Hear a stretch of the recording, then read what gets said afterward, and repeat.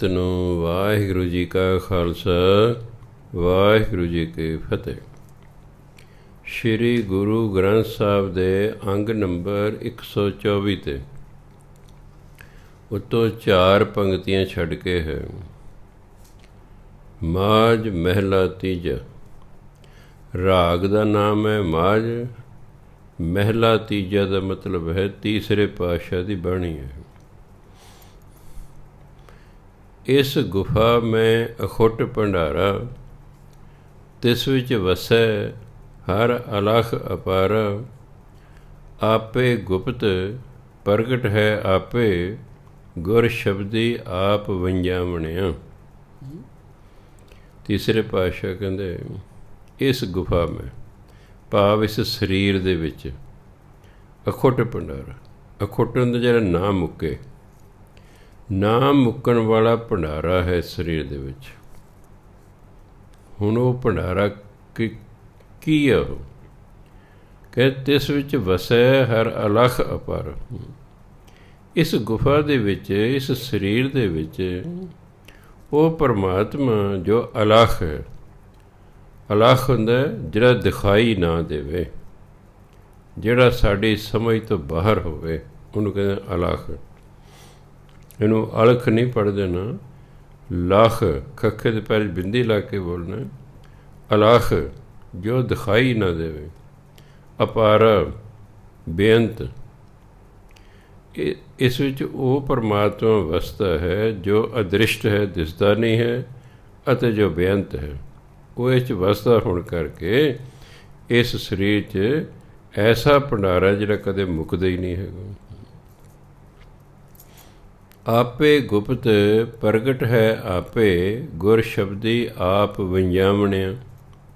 ਗੁਰ ਸ਼ਬਦੀ, ਗੁਰੂ ਨੇ ਜਿਹੜਾ ਸਾਨੂੰ ਸ਼ਬਦ ਦਿੱਤਾ ਹੈ, ਗੁਰਮੰਤਰ, ਵਾਹਿਗੁਰੂ ਵਾਹਿਗੁਰੂ ਵਾਹਿਗੁਰੂ।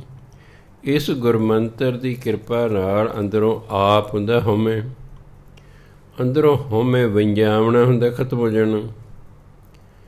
ਗੁਰੂ ਦੇ ਦਿੱਤੇ ਸ਼ਬਦ ਨਾਲ ਅੰਦਰੋਂ ਹਉਮੈ ਖਤਮ ਹੋ ਜਾਂਦੀ ਹੈ। ਫਿਰ ਇਨਸਾਨ ਨੂੰ ਪਤਾ ਲੱਗਦਾ ਕਿ ਪਰਮਾਤਮਾ ਆਪ ਹੀ ਗੁਪਤ ਹੈ, ਆਪ ਹੀ ਪ੍ਰਗਟ ਹੈ। ਹੁਣ ਤਾਂ ਨਾ ਸਾਨੂੰ ਗੁਪਤ ਦਾ ਪਤਾ ਅਤੇ ਨਾ ਸਾਨੂੰ ਪ੍ਰਗਟ ਦਾ ਪਤਾ, ਕਿਉਂਕਿ ਗੁਰੂ ਮਹਾਰਾਜ ਕਹਿੰਦੇ ਇਸ ਲਈ ਅਸੀਂ ਮੰਨ ਲਿਆ ਹੈ। ਸਾਨੂੰ ਪਤਾ ਕੋਈ ਨਹੀਂ ਪਰਮਾਤਮਾ ਦਾ, ਪਰ ਕਿਉਂਕਿ ਸਿੱਖ ਨੂੰ ਆਪਣੇ ਗੁਰੂ 'ਤੇ ਵਿਸ਼ਵਾਸ ਹੁੰਦਾ ਹੈ, ਇਸ ਲਈ ਗੁਰੂ ਮਹਾਰਾਜ ਕਹਿੰਦੇ ਉਹ ਗੁਪਤ ਵੀ ਹੈ, ਉਹ ਪ੍ਰਗਟ ਵੀ ਹੈ। ਇਹ ਪਤਾ ਕਦੋਂ ਲੱਗਦਾ? ਜਦੋਂ ਗੁਰੂ ਦੇ ਦਿੱਤੇ ਸ਼ਬਦ ਨਾਲ ਅੰਦਰੋਂ ਹਉਮੈ ਖਤਮ ਹੋ ਜਾਂਦੀ ਹੈ। ਕਹਿੰਦੇ ਫਿਰ ਪਤਾ ਲੱਗਦਾ ਪਰਮਾਤਮਾ ਗੁਪਤ ਵੀ ਹੈ ਅਤੇ ਪਰਮਾਤਮਾ ਪ੍ਰਗਟ ਵੀ ਹੈ। ਹੋਂ ਵਾਰੀ ਜੀਓ ਵਾਰੀ, ਅੰਮ੍ਰਿਤ ਨਾਮ ਮਨ ਵਸਾਵਨੇ। ਇਹਨੂੰ ਮਨ ਪੜ੍ਹਨਾ, ਮਨ ਨਹੀਂ ਪੜ੍ਹਨਾ ਹੈ। ਮਨ ਹੁੰਦਾ ਮੰਨਣਾ, ਇਹ ਮਨ ਹੈ ਮਨ ਵਿੱਚ। ਅੰਮ੍ਰਿਤ ਨਾਮ ਮਨ ਵਸਾਵਣਿਆ। ਅੰਮ੍ਰਿਤ ਨਾਮ ਮਹਾਰਸ ਮੀਠਾ, ਗੁਰਮਤੀ ਅੰਮ੍ਰਿਤ ਪੀਆ ਬਣਿਆ ਰਹਾਉ। ਗੁਰੂ ਮਹਾਰਾਜ ਕਹਿੰਦੇ ਹੋਂ ਵਾਰੀ ਜੀਓ ਵਾਰੀ। ਮੈਂ ਆਪਣੀ ਜਿੰਦ ਉਹਨਾਂ ਤੋਂ ਹੋਮਣ ਮੈਂ, ਹੋਂ ਵਾਰੀ ਜੀਓ ਵਾਰੀ। ਮੈਂ ਆਪਣੀ ਜਿੰਦ ਉਹਨਾਂ ਤੋਂ ਵਾਰਦਾ ਹਾਂ। ਕਿਹਨਾਂ ਤੋਂ? ਅੰਮ੍ਰਿਤ ਨਾਮ ਮਨ ਵਸਾਵਣੇ, ਜਿਹੜੇ ਇਸ ਅੰਮ੍ਰਿਤ ਨਾਮ ਨੂੰ ਮਨ ਵਿੱਚ ਵਸਾ ਲੈਂਦੇ ਹਨ। ਨਾਮ ਨੂੰ ਅੰਮ੍ਰਿਤ ਵੀ ਕਿਹਾ ਹੈ, ਕਿਉਂਕਿ ਨਾਮ ਜਿਹੜਾ ਮਨੁੱਖ ਨੂੰ ਜੰਮਣ ਮਰਨ ਤੋਂ ਰਹਿਤ ਕਰ ਦਿੰਦਾ ਹੈ, ਇਸ ਨੂੰ ਅਮਰ ਕਰ ਦਿੰਦਾ ਹੈ, ਇਸ ਲਈ ਇਹਨੂੰ ਅੰਮ੍ਰਿਤ ਕਿਹਾ। ਜਿਹੜਾ ਅੰਮ੍ਰਿਤ ਨਾਮ ਨੂੰ ਮਨ 'ਚ ਵਸਾ ਲੈਂਦਾ ਹੈ, ਕਹਿੰਦੇ ਮੈਂ ਉਸ ਤੋਂ ਬਲਿਹਾਰ ਜਾਂਦਾ ਹਾਂ। ਅੰਮ੍ਰਿਤ ਨਾਮ ਮਹਾਰਸ ਮੀਠਾ। ਜਿਹੜਾ ਅੰਮ੍ਰਿਤ ਨਾਮ ਹੈ, ਇਹਦਾ ਰਸ ਬਹੁਤ ਮਿੱਠਾ ਹੈ। ਜਿਉਂ ਜਿਉਂ ਆਪਾਂ ਨਾਮ ਜਪੀ ਜਾਵਾਂਗੇ, ਸਾਡੀ ਅਵਸਥਾ ਅੰਦਰੋਂ ਬਦਲਦੀ ਜਾਏਗੀ, ਸਾਨੂੰ ਇਸ ਦੇ ਵਿੱਚ ਰਸ ਆਉਣਾ ਸ਼ੁਰੂ ਹੋ ਜਾਏਗਾ। ਫਿਰ ਜੀ ਕਰੇਗਾ ਨਾਮ ਜਪੀ ਜਾਈਏ, ਜਪੀ ਜਾਈਏ। ਇਹ ਜਿਹੜਾ ਅੰਮ੍ਰਿਤ ਨਾਮ ਹੈ, ਮਿਲੇਗਾ ਕਿਵੇਂ? ਗੁਰਮਤੀ ਅੰਮ੍ਰਿਤ ਪੀਆ ਬਣਿਆ। ਗੁਰੂ ਦੀ ਮੱਤ 'ਤੇ ਚੱਲ ਕੇ ਮਨੁੱਖ ਇਸ ਨਾਮ ਅੰਮ੍ਰਿਤ ਨੂੰ ਪੀਂਦਾ ਹੈ। ਉਂਝ ਆਪਾਂ ਜਪੀ ਜਾ ਭਾਵੇਂ ਨਾਮ, ਪਰ ਜਿੰਨਾ ਚਿਰ ਗੁਰੂ ਦੀ ਮੱਤ ਨੂੰ ਗ੍ਰਹਿਣ ਨਹੀਂ ਨਾ ਕਰਦੇ, ਉਹਨਾਂ ਚਿਰ ਸਾਨੂੰ ਇਹ ਨਾਮ ਰਸ ਪ੍ਰਾਪਤ ਨਹੀਂ ਹੁੰਦਾ। ਗੁਰੂ ਦੀ ਮੱਤ 'ਤੇ ਚੱਲ ਕੇ ਫਿਰ ਮਨੁੱਖ ਇਸ ਨਾਮ ਅੰਮ੍ਰਿਤ ਨੂੰ ਪੀਂਦਾ ਹੈ। ਫਿਰ ਉਹਨੂੰ ਪਤਾ ਲੱਗਦਾ ਕਿ ਵਾਕਈ ਇਹ ਨਾਮ ਅੰਮ੍ਰਿਤ ਬਹੁਤ ਮਿੱਠਾ ਹੈ। ਇਹ ਮਿੱਠੇ ਤੋਂ ਐ ਨਹੀਂ ਸਮਝ ਲੈਣਾ ਵਿੱਚ ਕੋਈ ਚੀਨੀ ਪਾਈ ਹੋਈ ਉਸ ਤਰ੍ਹਾਂ ਨਹੀਂ, ਬਹੁਤ ਪਿਆਰਾ ਲੱਗਦਾ। ਫਿਰ ਇਹ ਹਾਲਾਂਕਿ ਫਲਾਣੇ ਦੀ ਆਵਾਜ਼ ਬੜੀ ਮਿੱਠੀ ਹੈ।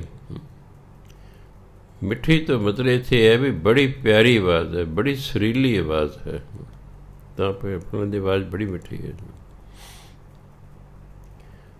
ਅੱਗੇ ਕਹਿੰਦੇ ਹਉਮੈ ਮਾਰ ਬਜਰ ਕਪਾਟ ਖੁਲਾਇਆ, ਨਾਮ ਅਮੋਲਕ ਗੁਰ ਪ੍ਰਸਾਦੀ ਪਾਇਆ। ਬਿਨ ਸ਼ਬਦੈ ਨਾਮ ਨਾ ਪਾਏ ਕੋਈ, ਗੁਰ ਕਿਰਪਾ ਮਨ ਵਸਾਵਨਿਆ। ਕਹਿੰਦੇ ਨਾਮ ਅਮੋਲਕ ਗੁਰ ਪ੍ਰਸਾਦੀ ਪਾਇਆ। ਗੁਰ ਪ੍ਰਸਾਦੀ ਗੁਰੂ ਦੀ ਕਿਰਪਾ ਨਾਲ, ਗੁਰੂ ਦੀ ਕਿਰਪਾ ਨਾਲ ਇਸ ਅਮੋਲਕ ਨਾਮ ਦੀ ਪ੍ਰਾਪਤੀ ਹੁੰਦੀ। ਅਮੋਲਕ ਹੁੰਦਾ ਜਦੋਂ ਮੁੱਲ ਹੀ ਨਾ ਪਾਇਆ ਜਾ ਸਕੇ, ਜਿਹੜਾ ਮੁੱਲ ਹੀ ਨਾ ਮਿਲਦਾ ਹੋਵੇ, ਕਿਉਂਕਿ ਜੇ ਮੁੱਲ ਮਿਲਦਾ ਤਾਂ ਫਿਰ ਤਾਂ ਅਮੀਰ ਕੋ ਸਾਰੇ ਖਰੀਦ ਕੇ ਲੈ ਜਾਂਦੇ। ਇਹ ਜਿਹੜਾ ਨਾਮ ਅਮੋਲਕ ਹੈ, ਇਹ ਗੁਰੂ ਦੀ ਕਿਰਪਾ ਨਾਲ ਮਿਲਦਾ ਹੈ। ਫਿਰ ਜਿਹਨੂੰ ਇਹ ਨਾਮ ਮਿਲ ਜਾਂਦਾ ਨਾ, ਹਉਮੈ ਮਾਰ, ਉਹ ਆਪਣੇ ਅੰਦਰੋਂ ਹਉਮੈ ਨੂੰ ਮਾਰ ਕੇ, ਹਉਮੈ ਨੂੰ ਖਤਮ ਕਰਕੇ ਬਜਰ ਕਪਾਟ ਖੁਲਾਇਆ। ਬਜਰ ਹੁੰਦਾ ਸਖਤ, ਕਪਾਟ ਹੁੰਦਾ ਦਰਵਾਜ਼ੇ। ਕਹਿੰਦੇ ਜਿਹੜਾ ਆਪਣਾ 10ਵਾਂ ਦੁਆਰ ਹੈ ਜਿੱਥੇ ਪਰਮਾਤਮਾ ਰਹਿੰਦਾ, ਉਸ ਘਰ ਨੂੰ ਬਹੁਤ ਸਖਤ ਦਰਵਾਜ਼ੇ ਲੱਗੇ ਹੋਏ ਹਨ। ਕਹਿੰਦੇ ਉਹ ਜਿਹੜੇ ਸਖਤ ਦਰਵਾਜ਼ੇ ਨੇ ਨਾ, ਜਦੋਂ ਹਉਮੈ ਖਤਮ ਹੋ ਜਾਂਦੀ ਹੈ, ਉਹ ਦਰਵਾਜ਼ੇ ਖੁੱਲ੍ਹ ਜਾਂਦੇ ਨੇ ਅਤੇ ਪਰਮਾਤਮਾ ਦੇ ਦਰਸ਼ਨ ਹੋ ਜਾਂਦੇ ਨੇ। ਬਿਨ ਸ਼ਬਦੈ ਨਾਮ ਨਾ ਪਾਏ ਕੋਈ, ਗੁਰ ਕਿਰਪਾ ਮਨ ਵਸਾਵਨੇ। ਗੁਰੂ ਦੇ ਸ਼ਬਦ ਤੋਂ ਬਿਨਾਂ, ਗੁਰੂ ਦੇ ਦਿੱਤੇ ਨਾਮ ਤੋਂ ਬਿਨਾਂ, ਗੁਰਮੰਤਰ ਤੋਂ ਬਿਨਾਂ ਇਸ ਨਾਮ ਦੀ ਪ੍ਰਾਪਤੀ ਨਹੀਂ ਹੁੰਦੀ। ਅਤੇ ਜਦੋਂ ਗੁਰੂ ਦੀ ਹੋ ਜਾਏ ਕਿਰਪਾ, ਫਿਰ ਮਨੁੱਖ ਇਸ ਨੂੰ ਮਨ 'ਚ ਵਸਾ ਲੈਂਦਾ ਹੈ। ਗੁਰੂ ਦੀ ਕਿਰਪਾ ਨਾਲ ਫਿਰ ਮਨ ਦੇ ਵਿੱਚ ਨਾਮ ਵਸ ਜਾਂਦਾ ਹੈ। ਸੋ ਜਿੱਥੇ ਅਸੀਂ ਆਪ ਯਤਨ ਕਰਨੇ ਨੇ, ਉੱਥੇ ਨਾਲ ਗੁਰੂ ਦੀ ਕਿਰਪਾ ਵੀ ਹੋਣਾ ਜ਼ਰੂਰੀ ਹੈ। ਇਸ ਲਈ ਬੇਨਤੀ ਕਰਦੇ ਰਹਿੰਦੇ ਵੀ ਸੱਚੇ ਪਾਤਸ਼ਾਹ, ਮੈਂ ਤੁਹਾਡਾ ਨਾਮ ਜਪਦਾ, ਮੇਰੇ 'ਤੇ ਕਿਰਪਾ ਕਰੋ, ਮੈਨੂੰ 'ਚ ਰਸ ਆਵੇ, ਮੈਨੂੰ 'ਚ ਆਨੰਦ ਆਵੇ, ਇਹ ਮਨ ਨਾਮ ਮੇਰੇ ਮਨ 'ਚ ਵਸ ਜੇ। ਅੱਗੇ ਕਹਿੰਦੇ ਗੁਰ ਗਿਆਨ ਅੰਜਨ ਸੱਚ ਨੇਤਰਿੰਗ ਪਾਇਆ। ਨੇਤਰਿੰਗ ਅੱਖਾਂ ਵਿੱਚ, ਗੁਰ ਗਿਆਨ ਅੰਜਨ ਸੱਚ ਨੇਤਰਿੰਗ ਪਾਇਆ। ਫਿਰ ਕੀ ਹੋਇਆ? ਅੰਤਰ ਚਾਨਣ ਅਗਿਆਨ ਅੰਧੇਰ ਗਵਾਇਆ। ਜੋਤੀ ਜੋਤ ਮਿਲੀ ਮਨ ਮਾਨਿਆ, ਹਰ ਦਰ ਸੋਭਾ ਪਾਵਣੇ। ਗੁਰੂ ਨੇ ਅੰਜਨ ਦਾ ਸੁਰਮਾ, ਗੁਰੂ ਮਹਾਰਾਜ ਨੇ ਗਿਆਨ ਦਾ ਸੁਰਮਾ, ਕਿਹਦਾ ਗਿਆਨ? ਸੱਚ ਪਰਮਾਤਮਾ ਨੇ। ਗੁਰੂ ਮਹਾਰਾਜ ਨੇ ਪਰਮਾਤਮਾ ਦੇ ਗਿਆਨ ਦਾ ਸੁਰਮਾ ਜਦੋਂ ਨੇਤਰਾਂ 'ਚ ਪਾਇਆ, ਅੱਖਾਂ 'ਚ ਪਾਇਆ ਨਾ, ਅੰਤਰ ਚਾਨਣ, ਅੰਦਰ ਚਾਨਣ ਹੋ ਗਿਆ। ਅਗਿਆਨ ਅੰਧੇਰ ਗਵਾਇਆ। ਅਗਿਆਨਤਾ ਕਾਰਨ ਜਿਹੜਾ ਹਨੇਰਾ ਸੀ ਉਹ ਖਤਮ ਹੋ ਗਿਆ। ਗਿਆਨ ਨੂੰ ਚਾਨਣ ਕਿਹਾ ਜਾਂਦਾ, ਅਗਿਆਨਤਾ ਨੂੰ ਹਨੇਰਾ ਕਿਹਾ ਜਾਂਦਾ। ਸੋ ਇਸ ਲਈ ਕਹਿੰਦੇ ਜਦੋਂ ਗੁਰੂ ਮਹਾਰਾਜ ਰੱਬ ਦੇ ਗਿਆਨ ਦਾ ਸੁਰਮਾ ਅੱਖਾਂ 'ਚ ਪਾਇਆ, ਅੰਦਰ ਹੋ ਗਿਆ ਚਾਨਣ, ਅਗਿਆਨਤਾ ਰੂਪੀ ਹਨੇਰਾ ਹੋ ਗਿਆ ਖਤਮ। ਫਿਰ ਕੀ ਹੋਇਆ? ਜੋਤੀ ਜੋਤ ਮਿਲੀ। ਇਨਸਾਨ ਦੀ ਜੋਤ ਪਰਮਾਤਮਾ ਦੀ ਜੋਤ ਵਿੱਚ ਮਿਲ ਗਈ। ਮਨ ਮੰਨਿਆ, ਫਿਰ ਬੰਦੇ ਦਾ ਮਨ ਮੰਨ ਜਾਂਦਾ ਵੀ ਹਾਂ ਬਈ ਪਰਮਾਤਮਾ ਹੈ। ਜਦੋਂ ਇਸ ਅਵਸਥਾ 'ਤੇ ਪਹੁੰਚ ਜਾਂਦਾ, ਹਰ ਦਰ ਸੋਭਾ ਪਾਵਨ, ਇਹਨੂੰ ਹਰੀ ਦੇ ਦਰ 'ਤੇ ਵਡਿਆਈ ਮਿਲਦੀ ਹੈ, ਸੋਭਾ ਮਿਲਦੀ ਹੈ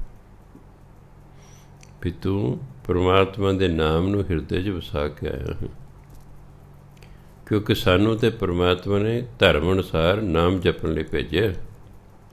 ਅੱਜ ਜਿਹੜੇ ਅਸੀਂ ਸੰਸਾਰਕ ਕੰਮ ਕਰਦੇ ਹਾਂ ਤੇ ਇਸ ਲਈ ਕਰਦੇ ਹਾਂ ਕਿ ਸਾਨੂੰ ਸਰੀਰ ਲੱਗੇ, ਸਾਡਾ ਪਰਿਵਾਰ ਹੈ, ਇਹ ਤਾਂ ਸਰੀਰਕ ਲੋੜਾਂ ਪੂਰੀਆਂ ਕਰਨੀਆਂ ਨੇ, ਇਸ ਲਈ ਅਸੀਂ ਕੰਮ ਕਰ ਰਹੇ ਹਾਂ। ਜਿਸ ਲਈ ਸਾਨੂੰ ਭੇਜਿਆ ਹੈ ਉਹ ਹੈ ਨਾਮ ਜਪ ਕੇ ਪਰਮਾਤਮਾ ਦੀ ਪ੍ਰਾਪਤੀ ਕਰਨੀ। ਇਸ ਲਈ ਗੁਰਬਾਣੀ ਜਾ ਕੋ ਆਏ ਸੋਈ ਬਿਹਾਜੋ, ਜਿਸ ਲਈ ਤੁਸੀਂ ਆਏ ਉਹੀ ਖਰੀਦੋ, ਉਹੀ ਇਕੱਠਾ ਕਰੋ। ਆਏ ਸੀ ਨਾਮ ਧਨ ਇਕੱਠਾ ਕਰਨ ਲਈ। ਮਨੁੱਖ ਜਿਹੜਾ ਹੈ ਸੰਸਾਰਕ ਧਨ ਇਕੱਠਾ ਕਰਨ ਦੇ ਲੱਗ ਗਿਆ ਹੈ, ਉਹ ਰੱਬ 'ਤੇ ਭੁੱਲ ਭੁਲਾ ਗਿਆ ਹੈ। ਜਿਸ ਕੰਮ ਆਇਆ ਸੀ ਉਹ ਭੁੱਲ ਹੀ ਗਿਆ। ਸੋ ਇਸ ਲਈ ਉੱਥੇ ਤਾਂ ਪਰਮਾਤਮਾ ਦੇ ਦਰ 'ਤੇ ਸੰਸਾਰ ਦੇ ਵਿੱਚ ਠੀਕ ਹੈ ਮਾਇਆ ਦੀ ਵੀ ਸ਼ੋਭਾ ਹੁੰਦੀ ਹੈ, ਇਹ 'ਚ ਕੋਈ ਸ਼ੱਕ ਨਹੀਂ, ਪਰ ਗੁਰਬਾਣੀ ਮਾਇਆ ਕੀ ਸ਼ੋਭਾ ਚਾਰ ਦਿਹਾੜੇ ਜਾਂਦੇ ਬਿਲੰਬ ਨਾ ਹੋਈ। ਇਹ ਮਾਇਆ ਦੀ ਸ਼ੋਭਾ ਥੋੜ੍ਹੇ ਦਿਨ ਹੀ ਹੁੰਦੀ ਹੈ, ਇਸ ਵਡਿਆਈ ਨੂੰ ਜਾਂਦਿਆਂ ਦੇਰ ਨਹੀਂ ਲੱਗਦੀ। ਜਿੱਦੇ ਗਰੀਬ ਹੋ ਗਏ ਉਹਦੀ ਸ਼ੋਭਾ ਖਤਮ। ਪਰ ਜਿਹੜੀ ਨਾਮ ਦੀ ਸ਼ੋਭਾ ਇਹ ਸਦਾ ਰਹਿਣ ਵਾਲੀ ਹੁੰਦੀ ਹੈ, ਇਹ ਚਾਰਾਂ ਯੁੱਗਾਂ ਤੱਕ ਰਹਿਣ ਵਾਲੀ ਹੁੰਦੀ ਹੈ। ਇਸ ਲਈ ਜਿੱਥੇ ਅਸੀਂ ਸੰਸਾਰਕ ਕੰਮ ਧੰਦੇ ਕਰਨੇ ਹਨ, ਉੱਥੇ ਮੁੱਖ ਉਦੇਸ਼ ਮਨ 'ਚ ਰੱਖਣਾ ਕਿ ਅਸੀਂ ਪਰਮਾਤਮਾ ਦਾ ਨਾਮ ਜਪਣ ਆਏ ਹੋਏ ਹਾਂ, ਉਸ ਵੱਲੋਂ ਵੇਸਲਿਆ ਨਹੀਂ ਹੋਣਾ। ਫਿਰ ਜਦੋਂ ਇੱਕ ਵਾਰੀ ਆਦਤ ਬਣ ਜਾਏਗੀ ਫਿਰ ਬੰਦਾ ਲੱਗਾ ਰਹੇਗਾ। ਕਿਸੇ ਆਦਤ ਨੂੰ ਪਾਉਣ ਦੇ ਟਾਈਮ ਲੱਗਿਆ ਕਰਦਾ ਹੈ। ਜੇ ਤੇ ਪਹਿਲਾਂ ਭੈੜੀ ਆਦਤ ਪੈ ਗਈ ਹੈ, ਉਹਨੂੰ ਤਾਂ ਪਹਿਲਾਂ ਉਹਨੂੰ ਹਟਾਉਣ 'ਤੇ ਚੰਗੀ ਲਾਉਣ 'ਤੇ ਬੜੀ ਦੇਰ ਲੱਗ ਜਾਂਦੀ ਹੈ। ਪਰ ਜੇ ਕੋਈ ਵੀ ਨਹੀਂ ਆਦਤ ਪਈ ਤਾਂ ਫਿਰ ਚੰਗੀ ਆਦਤ ਜਿਹੜਾ ਥੋੜ੍ਹਾ ਛੇਤੀ ਪੈ ਜਾਂਦੀ ਹੈ। ਇਸ ਲਈ ਆਪਣੇ ਬੱਚਿਆਂ ਨੂੰ ਛੋਟੀ ਉਮਰ 'ਚ ਹੀ ਲਾਉਣਾ ਚਾਹੀਦਾ ਭਜਨਬੰਦੀ ਵਾਲੇ ਪਾਸੇ, ਕਿਉਂਕਿ ਉਸ ਉਮਰ ਜਿਹੜੇ ਸੰਸਕਾਰ ਨੇ ਨਾ ਫਿਰ ਸਾਰੀ ਉਮਰ ਚੱਲਦੇ ਹਨ। ਇਸ ਲਈ ਕਹਿੰਦੇ ਸਰੀਰੋਂ ਭਾਲਣ ਕੋ ਬਾਹਰ ਜਾਏ, ਨਾਮ ਨ ਲਹੈ ਬਹੁਤ ਵੇਗਾਰ ਦੁੱਖ ਪਾਏ। ਮਨਮੁਖ ਅੰਧੇ ਸੂਝੈ ਨਾਹੀਂ, ਫਿਰ ਘਿਰ ਆਏ ਗੁਰਮੁਖ ਵਤ ਪਾਵਣਿਆ। ਸਰੀਰੋਂ ਭਾਲਣ ਕੋ ਬਾਹਰ ਜਾਏ। ਹੁਣ ਇਹ ਨਾਮ ਰੂਪੀ ਵਸਤੂ ਤੇ ਸਾਡੇ ਅੰਦਰ ਹੈ। ਹੁਣ ਜੇਕਰ ਬਾਹਰੋਂ ਭਾਲਣ ਜਾਵੇ, ਚੀਜ਼ ਤਾਂ ਉੱਥੋਂ ਹੀ ਮਿਲੇਗੀ ਨਾ ਜਿੱਥੇ ਹੈ। ਮੰਨ ਲਓ ਮੇਰਾ ਪੈਨ ਬੈਡਰੂਮ ਹੀ ਡਿੱਗ ਪਿਆ, ਮੈਂ ਚਾਹੇ ਸਾਰੀ ਉਮਰ ਨੂੰ ਡਰਾਇੰਗ ਰੂਮ 'ਚ ਲੱਭੀ ਜਾਵਾਂਗਾ, ਉਹ ਨਹੀਂ ਲੱਭੇਗਾ, ਕਿਉਂਕਿ ਜਿੱਥੇ ਚੀਜ਼ ਹੈ ਉੱਥੋਂ ਲੱਭਾਂਗੇ ਤਾਂ ਹੀ ਲੱਭੇਗੀ ਨਾ। ਪਰਮਾਤਮਾ ਸਾਡੇ ਅੰਦਰ ਹੈ। ਇਹ ਬਾਹਰ ਫਿਰਨ ਤੁਰਨ ਨਾਲ, ਜੰਗਲਾਂ 'ਚ ਰਹਿਣਾ, ਪਹਾੜਾਂ 'ਚ ਰਹਿਣ ਨਾਲ ਨਹੀਂ ਮਿਲਣਾ, ਇਹ ਤਾਂ ਅੰਦਰੋਂ ਹੀ ਮਿਲਣਾ। ਆਪਣੀ ਮਰਜ਼ੀ ਘਰ ਬਹਿ ਕੇ ਨਾਮ ਜਪ ਲਓ ਅਤੇ ਆਪਣੀ ਮਰਜ਼ੀ ਬਾਹਰ ਜਾ ਕੇ ਜਪ ਲਓ। ਇਹ ਤਾਂ ਸਰੀਰ ਦੇ ਵਿੱਚੋਂ ਹੀ ਪਰਮਾਤਮਾ ਨੇ ਪ੍ਰਗਟ ਹੋਣਾ। ਕਹਿੰਦੇ ਜਿਹੜਾ ਸਰੀਰ ਨੂੰ ਛੱਡ ਕੇ ਬਾਹਰ ਨਾਮ ਨੂੰ ਭਾਲਣ ਜਾਂਦਾ ਨਾ, ਨਾਮ ਨਾ ਲਹੈ, ਉਹਨੂੰ ਨਾਮ ਦੀ ਪ੍ਰਾਪਤੀ ਨਹੀਂ ਹੁੰਦੀ। ਬਹੁਤ ਵਿਗਾਰ ਦੁੱਖ ਪਏ। ਵਿਗਾਰ ਕਈ ਵਾਰੀ ਕੰਮ ਕਰਨਾ ਪੈਂਦਾ ਮਜਬੂਰੀ, ਜੇ ਉਹਦਾ ਪੈਸਾ ਕੋਈ ਨਹੀਂ ਮਿਲਦਾ, ਉਹਦਾ ਪੈਸਾ ਨਹੀਂ ਮਿਲਦਾ, ਰਾਜੇ ਹੋਇਆ ਕਦੇ ਫੜ ਲੈਣਾ, ਚਲੋ ਕੰਮ ਕਰੋ, ਦੇਣਾ ਕੁਛ ਨਹੀਂ ਉਹਨੂੰ, ਉਹ ਵਿਗਾਰ ਹੁੰਦੀ। ਬਹੁਤ ਵਿਗਾਰ, ਇਹ ਤਾਂ ਮਤਲਬ ਫਜ਼ੂਲ ਦਾ ਕੰਮ ਕਰਨਾ ਹੈ, ਜਿਹਦੇ ਬਦਲੇ ਮਿਲਣਾ ਹੀ ਕੁਛ ਨਹੀਂ, ਦੁੱਖ ਪਾਏ, ਇਸ ਨੂੰ ਦੁੱਖ ਮਿਲਦਾ ਹੈ। ਜਿਵੇਂ ਵਿਗਾਰੀ ਨੂੰ ਪੈਸਾ ਨਹੀਂ ਮਿਲਦਾ ਤਾਂ ਫਿਰ ਵਿਗਾਰ ਦੁੱਖ ਦਾ ਕਾਰਨ ਬਣ ਗਏ ਨਾ।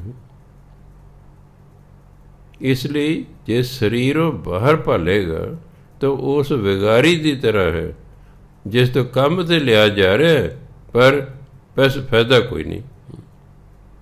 ਉਹ ਔਖਾ ਹੋਵੇਗਾ, ਬਾਹਰ ਜਾ ਕੇ ਗਰਮੀ ਸਰਦੀ ਸਹਿਣ ਕਰੇਗਾ, ਭੁੱਖ ਪਿਆਸ ਸਹਿਣ ਕਰੇਗਾ ਅਤੇ ਮਿਲਣਾ ਕੁਛ ਨਹੀਂ, ਕਿਉਂਕਿ ਪਰਮਾਤਮਾ ਦਾ ਨਾਮ ਦੇ ਸਰੀਰ ਦੇ ਅੰਦਰ ਹੈ। ਇਸ ਲਈ ਸਿੱਖ ਨੂੰ ਹੁਕਮ ਹੈ ਤੂੰ ਗ੍ਰਸਤ 'ਚ ਰਹਿਣਾ ਹੈ ਅਤੇ ਨਾਮ ਜਪ ਕੇ ਆਪਣੇ ਅੰਦਰੋਂ ਹੀ ਪਰਮਾਤਮਾ ਨੂੰ ਪ੍ਰਗਟ ਕਰਨਾ ਹੈ। ਇਸ ਲਈ ਸਿੱਖ ਜੰਗਲਾਂ 'ਚ ਨਹੀਂ ਜਾਂਦੇ, ਪਹਾੜਾਂ ਦੀ ਕੰਦਰਾਂ 'ਚ ਨਹੀਂ ਬੈਠਦੇ, ਆਪਣਾ ਦਸਾਂ ਨੌਂ ਦੀ ਕਿਰਤ ਕਰਦੇ ਨੇ ਅਤੇ ਨਾਮ ਜਪਦੇ ਰਹਿੰਦੇ ਨੇ। ਮਨਮੁਖ ਅੰਧੇ ਸੂਝੈ ਨਹੀਂ, ਜਿਹੜੇ ਮਨਮੁਖ ਨੇ ਇਹ ਅੰਨਿਆਂ ਦੀ ਤਰ੍ਹਾਂ ਨੇ, ਇਹਨਾਂ ਨੂੰ ਸੋਝੀ ਹੀ ਨਹੀਂ ਹੈ, ਇਹਨਾਂ ਨੂੰ ਸੋਝੀ ਨਹੀਂ। ਫਿਰ ਘਿਰ ਆਏ, ਇਹ ਘੁੰਮ ਫਿਰ ਕੇ ਵਾਪਸ ਆ ਜਾਂਦੇ ਨੇ। ਗੁਰਮੁਖ ਵਤ ਪਾਵਨਿਆ, ਇਹ ਤਾਂ ਵਸਤੂ ਜਿਹੜੀ ਨਾਮ ਰੂਪੀ ਵਸਤੂ ਹੈ ਨਾ, ਵਸ, ਉਹ ਤਾਂ ਗੁਰਮੁਖ ਪਾਵਨ, ਉਹ ਤਾਂ ਗੁਰੂ ਤੋਂ ਮਿਲਣੀ ਹੈ। ਨਾਮ ਰੂਪੀ ਵਸਤੂ ਦੇ ਗੁਰੂ ਤੋਂ ਮਿਲਣੀ ਹੈ, ਪਰ ਮਨਮੁਖ ਨੇ ਗੁਰੂ ਵਾਲੇ ਹੈ ਨਹੀਂ, ਇਸ ਲਈ ਇਹਨਾਂ ਨੂੰ ਸੋਝੀ ਨਹੀਂ। ਸੋਝੀ ਤੇ ਗੁਰੂ ਨੇ ਦੇਣੀ ਹੈ। ਇਹ ਨਾ ਸਮਝੋ ਵੀ ਅਸੀਂ MA ਕਰ ਰਹੇ, ਫਲਾਣੀ ਜਮਾਤ ਅਸੀਂ ਸਿਆਣੇ ਹੋ ਗਏ, ਇਸ ਭੁਲੇਖੇ 'ਚ ਨਹੀਂ ਰਹਿਣਾ। ਮੈਂ ਬਥੇਰਾ ਪੜ੍ਹਿਆ ਸੰਸਾਰਕ ਤੌਰ 'ਤੇ, ਤੁਸੀਂ ਬਥੇਰੇ ਪੜ੍ਹੇ ਬੈਠੇ ਹੋਵੋਗੇ। ਸੋਝੀ ਤੇ ਸਾਰੀ ਬਾਣੀ ਤੋਂ ਆਉਂਦੀ ਹੈ। ਬਾਣੀ ਜੀਵਨ ਜਾਚ ਸਿਖਾਉਂਦੀ ਹੈ। ਜਿਹੜੀ ਅੱਜ ਦੀ ਵਿੱਦਿਆ ਹੈ, ਇਹ ਤੇ ਸਿਰਫ ਤੁਹਾਨੂੰ ਨੌਕਰ ਜਿਹੜਾ ਹੈ ਨੌਕਰੀ ਦਿਲਾਉਣ ਦੇ ਯੋਗ ਬਣਾਉਂਦੀ ਹੈ, ਬਸ ਰੁਜ਼ਗਾਰ ਦੇ ਤੁਹਾਨੂੰ ਯੋਗ ਬਣਾਉਂਦੀ ਹੈ। ਇਹ ਜੀਵਨ ਜਾਚ ਨਹੀਂ ਸਿਖਾਉਂਦੇ। ਕੰਪਿਊਟਰ ਤੁਸੀਂ ਕੀ ਜੀਵਨ ਜਾਚ ਤੁਹਾਨੂੰ ਸਿਖਾਏਗਾ ਜੀ? ਤੁਸੀਂ ਬੈਠੇ ਕੰਪਿਊਟਰ 'ਤੇ ਕੰਮ ਕਰੀ ਜਾ ਰਹੇ, ਕੰਪਨੀ ਵਾਲਿਆਂ ਦਾ ਸਾਰਾ ਦਿਨ ਰਾਤ। ਹਾਂਜੀ, ਆਪਾਂ ਲਿਟਰੇਚਰ ਪੜ੍ਹੀਏ ਫਿਰ ਜਾ ਕੇ ਕੋਈ ਜੀਵਨ ਜਾਚ ਆਉਂਦੀ ਹੈ। ਪਰ ਲਿਟਰੇਚਰ ਦੇ ਵਿੱਚ ਵੀ ਜਿਹੜੇ ਲਿਖਣ ਵਾਲੇ ਨੇ, ਕਈ ਵਾਰੀ ਉਹਨਾਂ ਨੂੰ ਆਪ ਹੀ ਨਹੀਂ ਜੀਵਨ ਜਾਚ ਹੁੰਦੇ, ਸ਼ਰਾਬ ਪੀ ਕੇ ਤੇ ਲਿਖ ਰਹੇ ਹੁੰਦੇ ਨੇ। ਕੋਈ ਸਿਗਰਟਾਂ ਪੀ ਕੇ ਲਿਖ ਰਿਹਾ ਹੈ। ਆਉਂਦਾ ਅੱਡ ਅੱਡ ਰਾਈਟਰਾਂ ਦੇ ਮੈਂ ਕਈ ਵਾਰੀ ਜੀਵਨ ਪੜ੍ਹੇ ਵਰਲਡ ਦੇ। ਇੱਕ ਤਾਂ ਪੜ੍ਹਿਆ, ਉਹ ਆਪਣੇ ਕਮਰੇ 'ਚ ਸਿਗਰਟਾਂ ਪੀਂਦਾ ਰਹਿੰਦਾ, ਜਦ ਸਾਰਾ ਕਮਰਾ ਸਿਗਰਟ ਦੇ ਧੂੰਏ ਨਾਲ ਭਰ ਜਾਂਦਾ ਸੀ ਨਾ, ਫਿਰ ਲਿਖਣ ਲੱਗਦਾ ਸੀ। ਜਦ ਦੇਖਿਆ ਹੁਣ ਕਮਰਾ ਫਿਰ ਧੂੰਏ ਤੋਂ ਖਾਲੀ ਹੋਣ ਲੱਗਾ, ਫਿਰ ਸਿਗਰਟਾਂ ਪੀ ਪੀ ਕੇ ਉਹ ਕਮਰੇ ਧੂੰਏ ਨਾਲ ਭਰ ਲੈਣਾ, ਫਿਰ ਲਿਖਣਾ ਹੈ। ਫਿਰ ਜੀਵਨ ਜਾਚ ਤੇ ਨਾ ਹੋਈ। ਅਤੇ ਕਈ ਪੈਗ ਲਾ ਕੇ ਲਿਖਦੇ ਨੇ ਜੀ, ਉਹ ਤਾਂ ਬਥੇਰੇ ਨੇ, ਉਹ ਤਾਂ ਬਥੇਰੇ ਨੇ। ਜੀਵਨ ਜਾਚ ਤੇ ਗੁਰੂ ਤੋਂ ਆਉਂਦੀ ਹੈ। ਜੀਵਨ ਜਾਚ ਤੇ ਗੁਰਬਾਣੀ ਨੇ ਸਿਖਾਉਣੀ ਹੈ।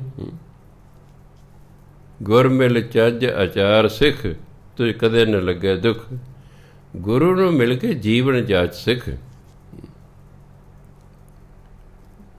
ਇਸ ਬਾਣੀ ਨੇ ਸਾਨੂੰ ਜੀਵਨ ਜਾਚ ਦੱਸਣੀ, ਜੀਵਨ ਢੰਗ ਦੱਸਣਾ। ਜਿਹਦਾ ਜੀਵਨ ਹੀ ਕੁਚੱਜਾ ਹੈ, ਉਹ ਸੁਖੀ ਕਿਵੇਂ ਹੋ ਸਕਦਾ ਹੈ? ਸੁਚੱਜੇ ਜੀਵਨ ਵਾਲਾ ਹੀ ਸੁਖੀ ਹੋ ਸਕਦਾ ਹੈ। ਸਾਡੀ ਵਿੱਦਿਆ ਸਾਨੂੰ ਸੁਚੱਜਾ ਬਣਾਉਣ ਦੀ ਜਾਚ ਹੀ ਨਹੀਂ ਦੱਸਦੇ ਹੈ। ਅਤੇ ਮਨੁੱਖ ਸੁਚੱਜਾ ਬਣੇ ਕਿਵੇਂ? ਜਿਹੜੇ ਸੰਗਤ ਕਰਦੇ ਉਹ ਪਹਿਲੇ ਕੁਸੰਗੀ ਨੇ। ਜਿਨ੍ਹਾਂ ਦੀ ਸੰਗਤ ਕਰਦਾ ਮਨੁੱਖ, ਉਹ ਤਾਂ ਆਪ ਹੀ ਕੁਸੰਗੀ ਨੇ। ਇਸ ਲਈ ਸਿੱਖਿਆ ਮਿਲੇ ਤਾਂ ਮਿਲੇ ਕਿੱਥੋਂ? ਇਹ ਤਾਂ ਸਤ ਸੰਗ 'ਚ ਆਵੇ ਬੰਦਾ, ਜਾਂ ਆਪ ਬਾਣੀ ਧਿਆਨ ਨਾ ਪੜ੍ਹੇ, ਬਾਣੀ ਅਰਥਾਂ ਸਮੇਤ ਪੜ੍ਹੇ, ਫਿਰ ਉਹਨੂੰ ਸੋਝੀਏਗੀ ਹਾਂ ਜੀਵਨ ਕਿਵੇਂ ਜਿਉਣਾ ਹੈ। ਅਤੇ ਜਦੋਂ ਜੀਵਨ ਜਾਚ ਆ ਗਈ, ਜੀਵਨ ਹੋ ਕੇ ਸੁਚੱਜਾ ਅਤੇ ਸੁਖੀ ਹੋ ਕੇ, ਬਸ ਹੋਰ ਕੀ ਹੈ। ਸੁਚੱਜਾ ਜੀਵਨ ਹੀ ਸੁਖੀ ਹੁੰਦਾ। ਜੇ ਅਸੀਂ ਨਾਮ ਨਹੀਂ ਜਪਾਂਗੇ, ਸਾਡੇ ਅੰਦਰ ਹਉਮੈ ਹੁੰਦੀ ਹੈ। ਜਦੋਂ ਅੰਦਰ ਹਉਮੈ ਹੋ ਕੇ ਅਸੀਂ ਫੁਕਰੇ ਹੋਵਾਂਗੇ। ਫੁਕਰੇ ਹੋਵਾਂਗੇ, ਫਿਰ ਲੋੜ ਤੋਂ ਵੱਧ ਖਰਚਾ ਕਰਾਂਗੇ। ਮੈਂ ਪੰਜਾਬ ਦੇ ਲੋਕਾਂ ਨੂੰ ਫੁਕਰੇ ਕਿਹਾ ਕਰਦਾ, ਹੈ ਤਾਂ ਮੈਂ ਵੀ ਪੰਜਾਬ ਦਾ ਹੀ ਹੁਣ ਤਾਂ, ਮੇਰੇ ਫੁਕਰੇ ਕਿਹਾ ਕਰਦਾ। ਇਹ ਪੈਸਾ ਵਰਤਦੇ ਨਹੀਂ, ਇਹ ਪੈਸਾ ਖਰਚਦੇ ਨੇ।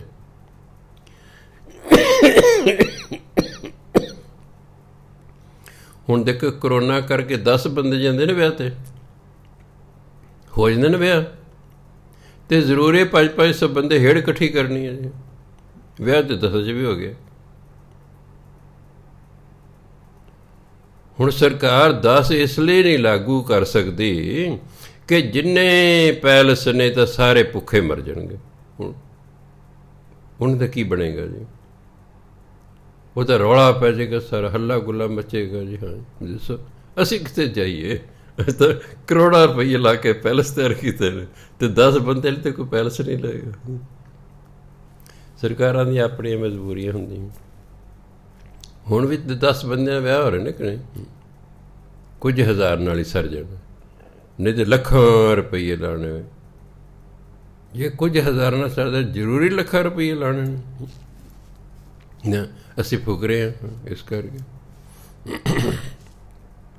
ਇੱਕ ਕੋਈ ਬਾਹਰੋਂ ਸ਼ਰਾਬ ਲਾਇਆ, ਉਹ ਢੱਕਣ ਖੋਲ੍ਹਿਆ, ਵਿੱਚੋਂ ਨਿਕਲਦੇ ਆਏ ਉੱਪਰ ਨੂੰ ਜਾਂਦੀ।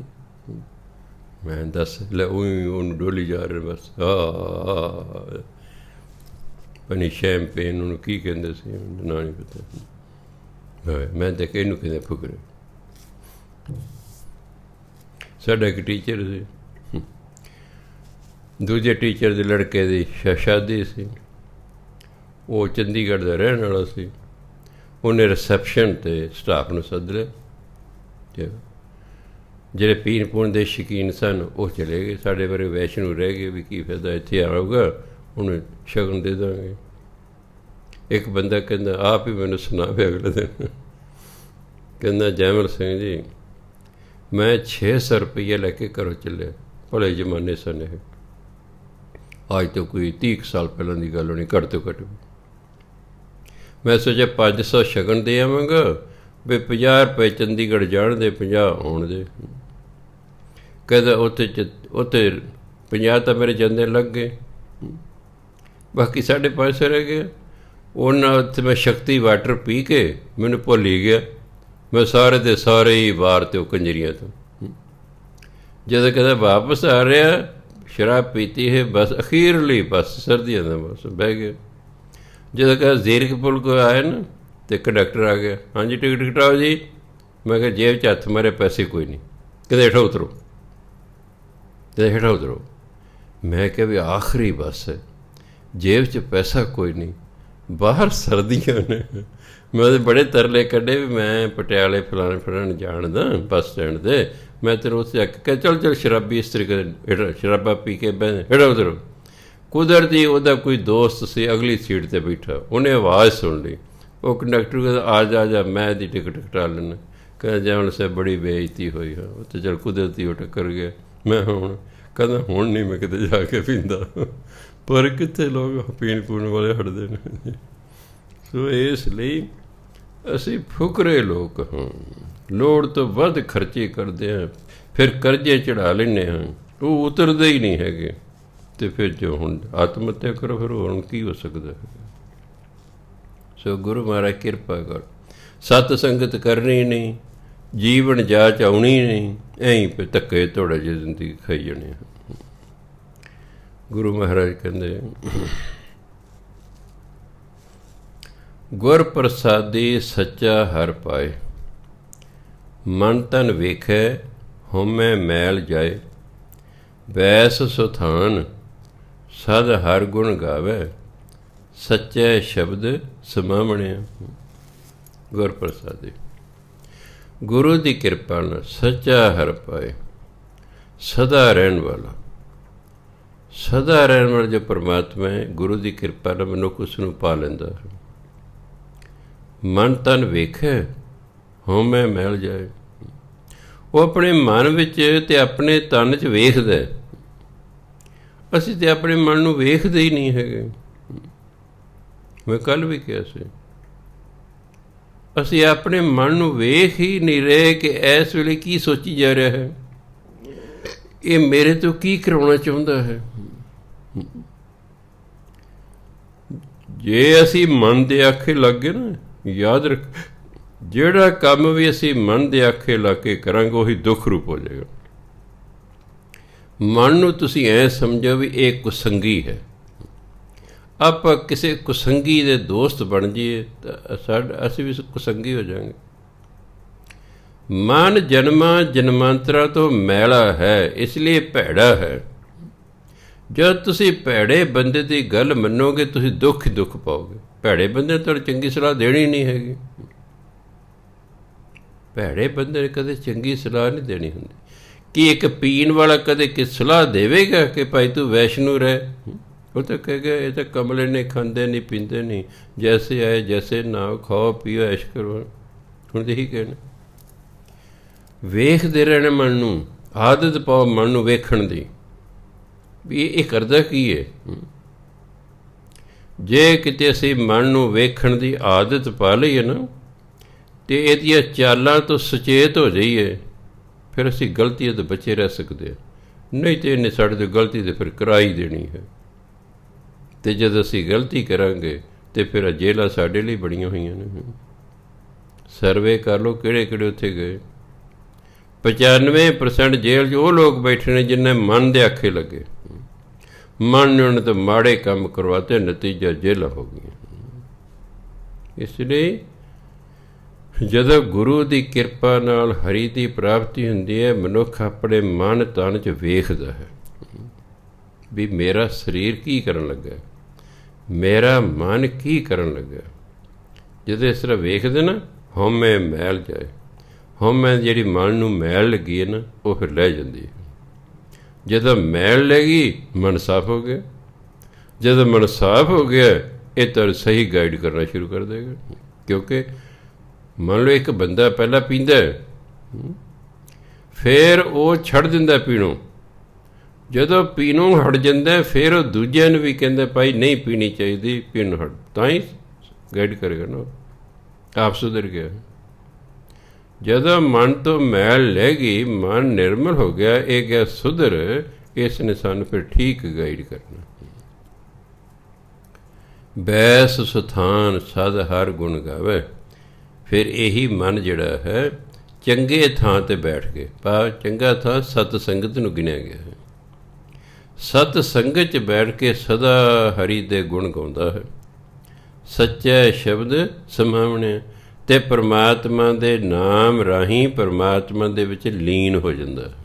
ਸੱਚਾ ਸ਼ਬਦ ਪਰਮਾਤਮਾ ਦੇ ਨਾਮ ਰਾਹੀਂ ਪਰਮਾਤਮਾ ਦੇ ਵਿੱਚ ਹੀ ਸਮਾ ਜਾਂਦਾ, ਉਹਦਾ ਰੂਪ ਹੋ ਜਾਂਦਾ।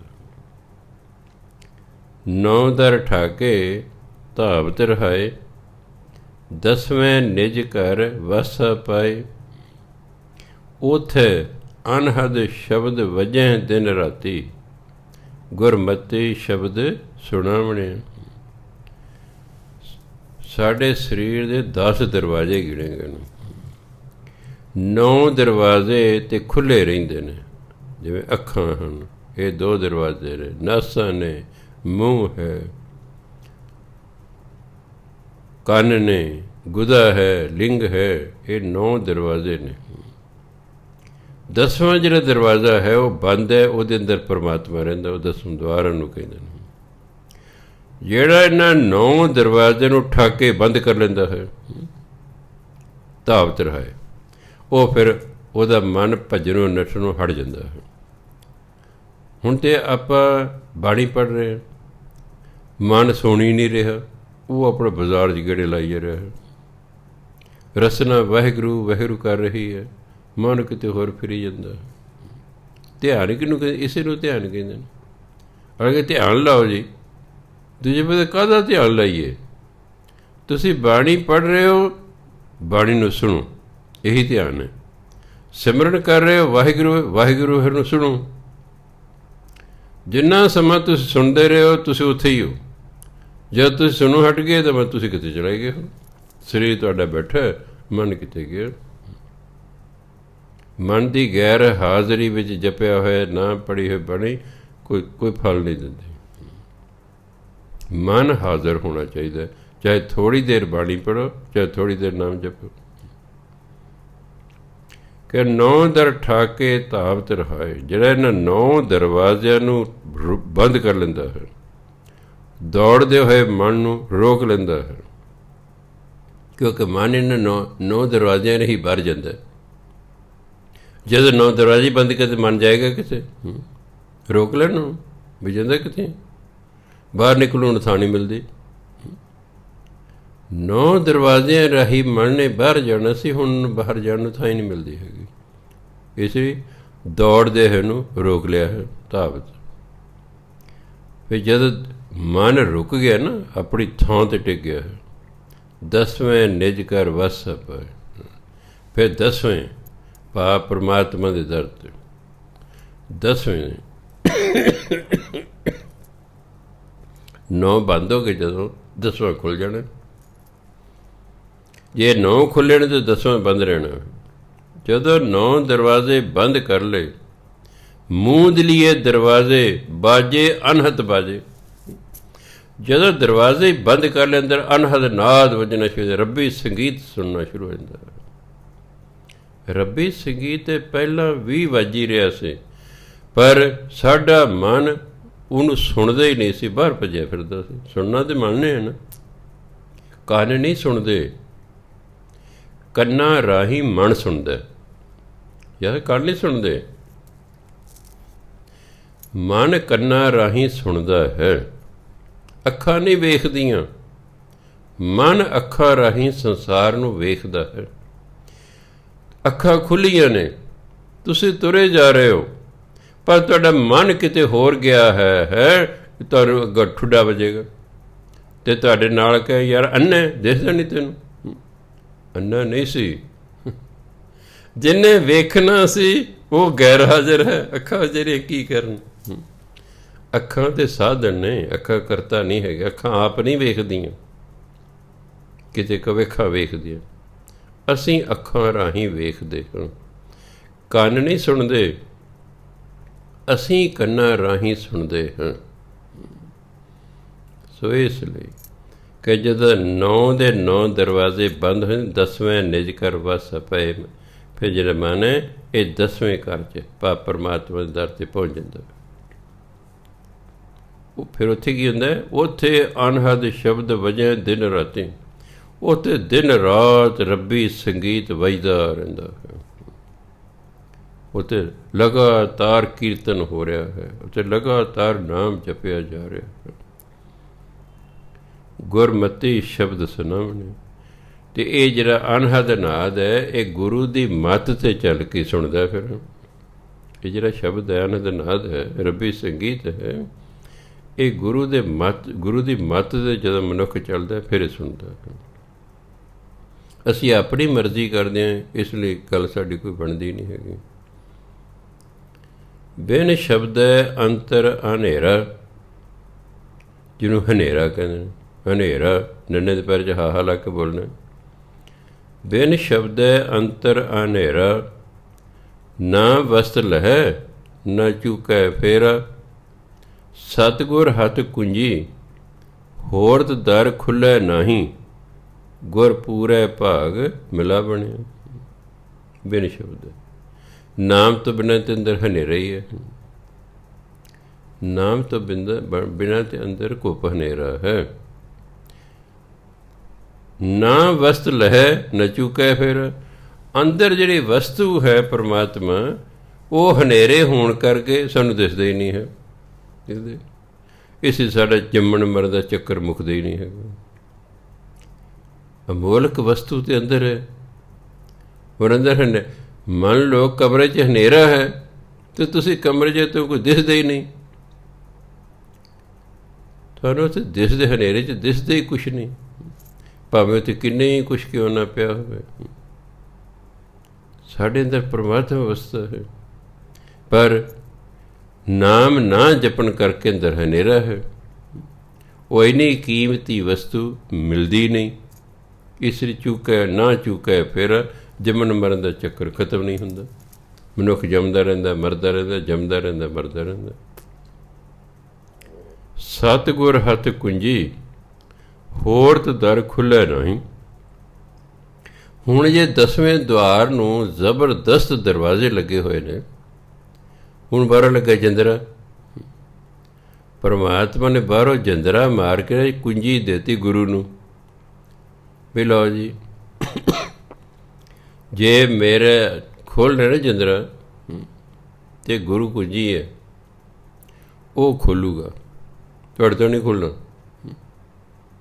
ਉਹ ਦਰਵਾਜ਼ਾ ਐਸਾ ਜਿਹਾ ਸੱਟਾਂ ਮਾਰੇ ਟੁੱਟਦਾ, ਜੰਦਰਾ ਜੇ ਸੱਟਾਂ ਮਾਰੇ ਟੁੱਟਦਾ ਨਹੀਂ ਹੈਗਾ, ਉਹ ਕੁੰਜੀ ਨਾਲ ਹੀ ਖੁੱਲ੍ਹਦਾ। ਅਤੇ ਕੁੰਜੀ ਗੁਰੂ ਕੋਲ ਹੈ, ਅਤੇ ਅਸੀਂ ਗੁਰੂ ਕੋਲ ਜਾਂਦੇ ਨਹੀਂ, ਸਾਨੂੰ ਕੁੰਜੀ ਮਿਲਦੀ ਨਹੀਂ। ਚਲ ਕੁਝ ਪ੍ਰਾਪਤ ਨਹੀਂ ਹੁੰਦਾ।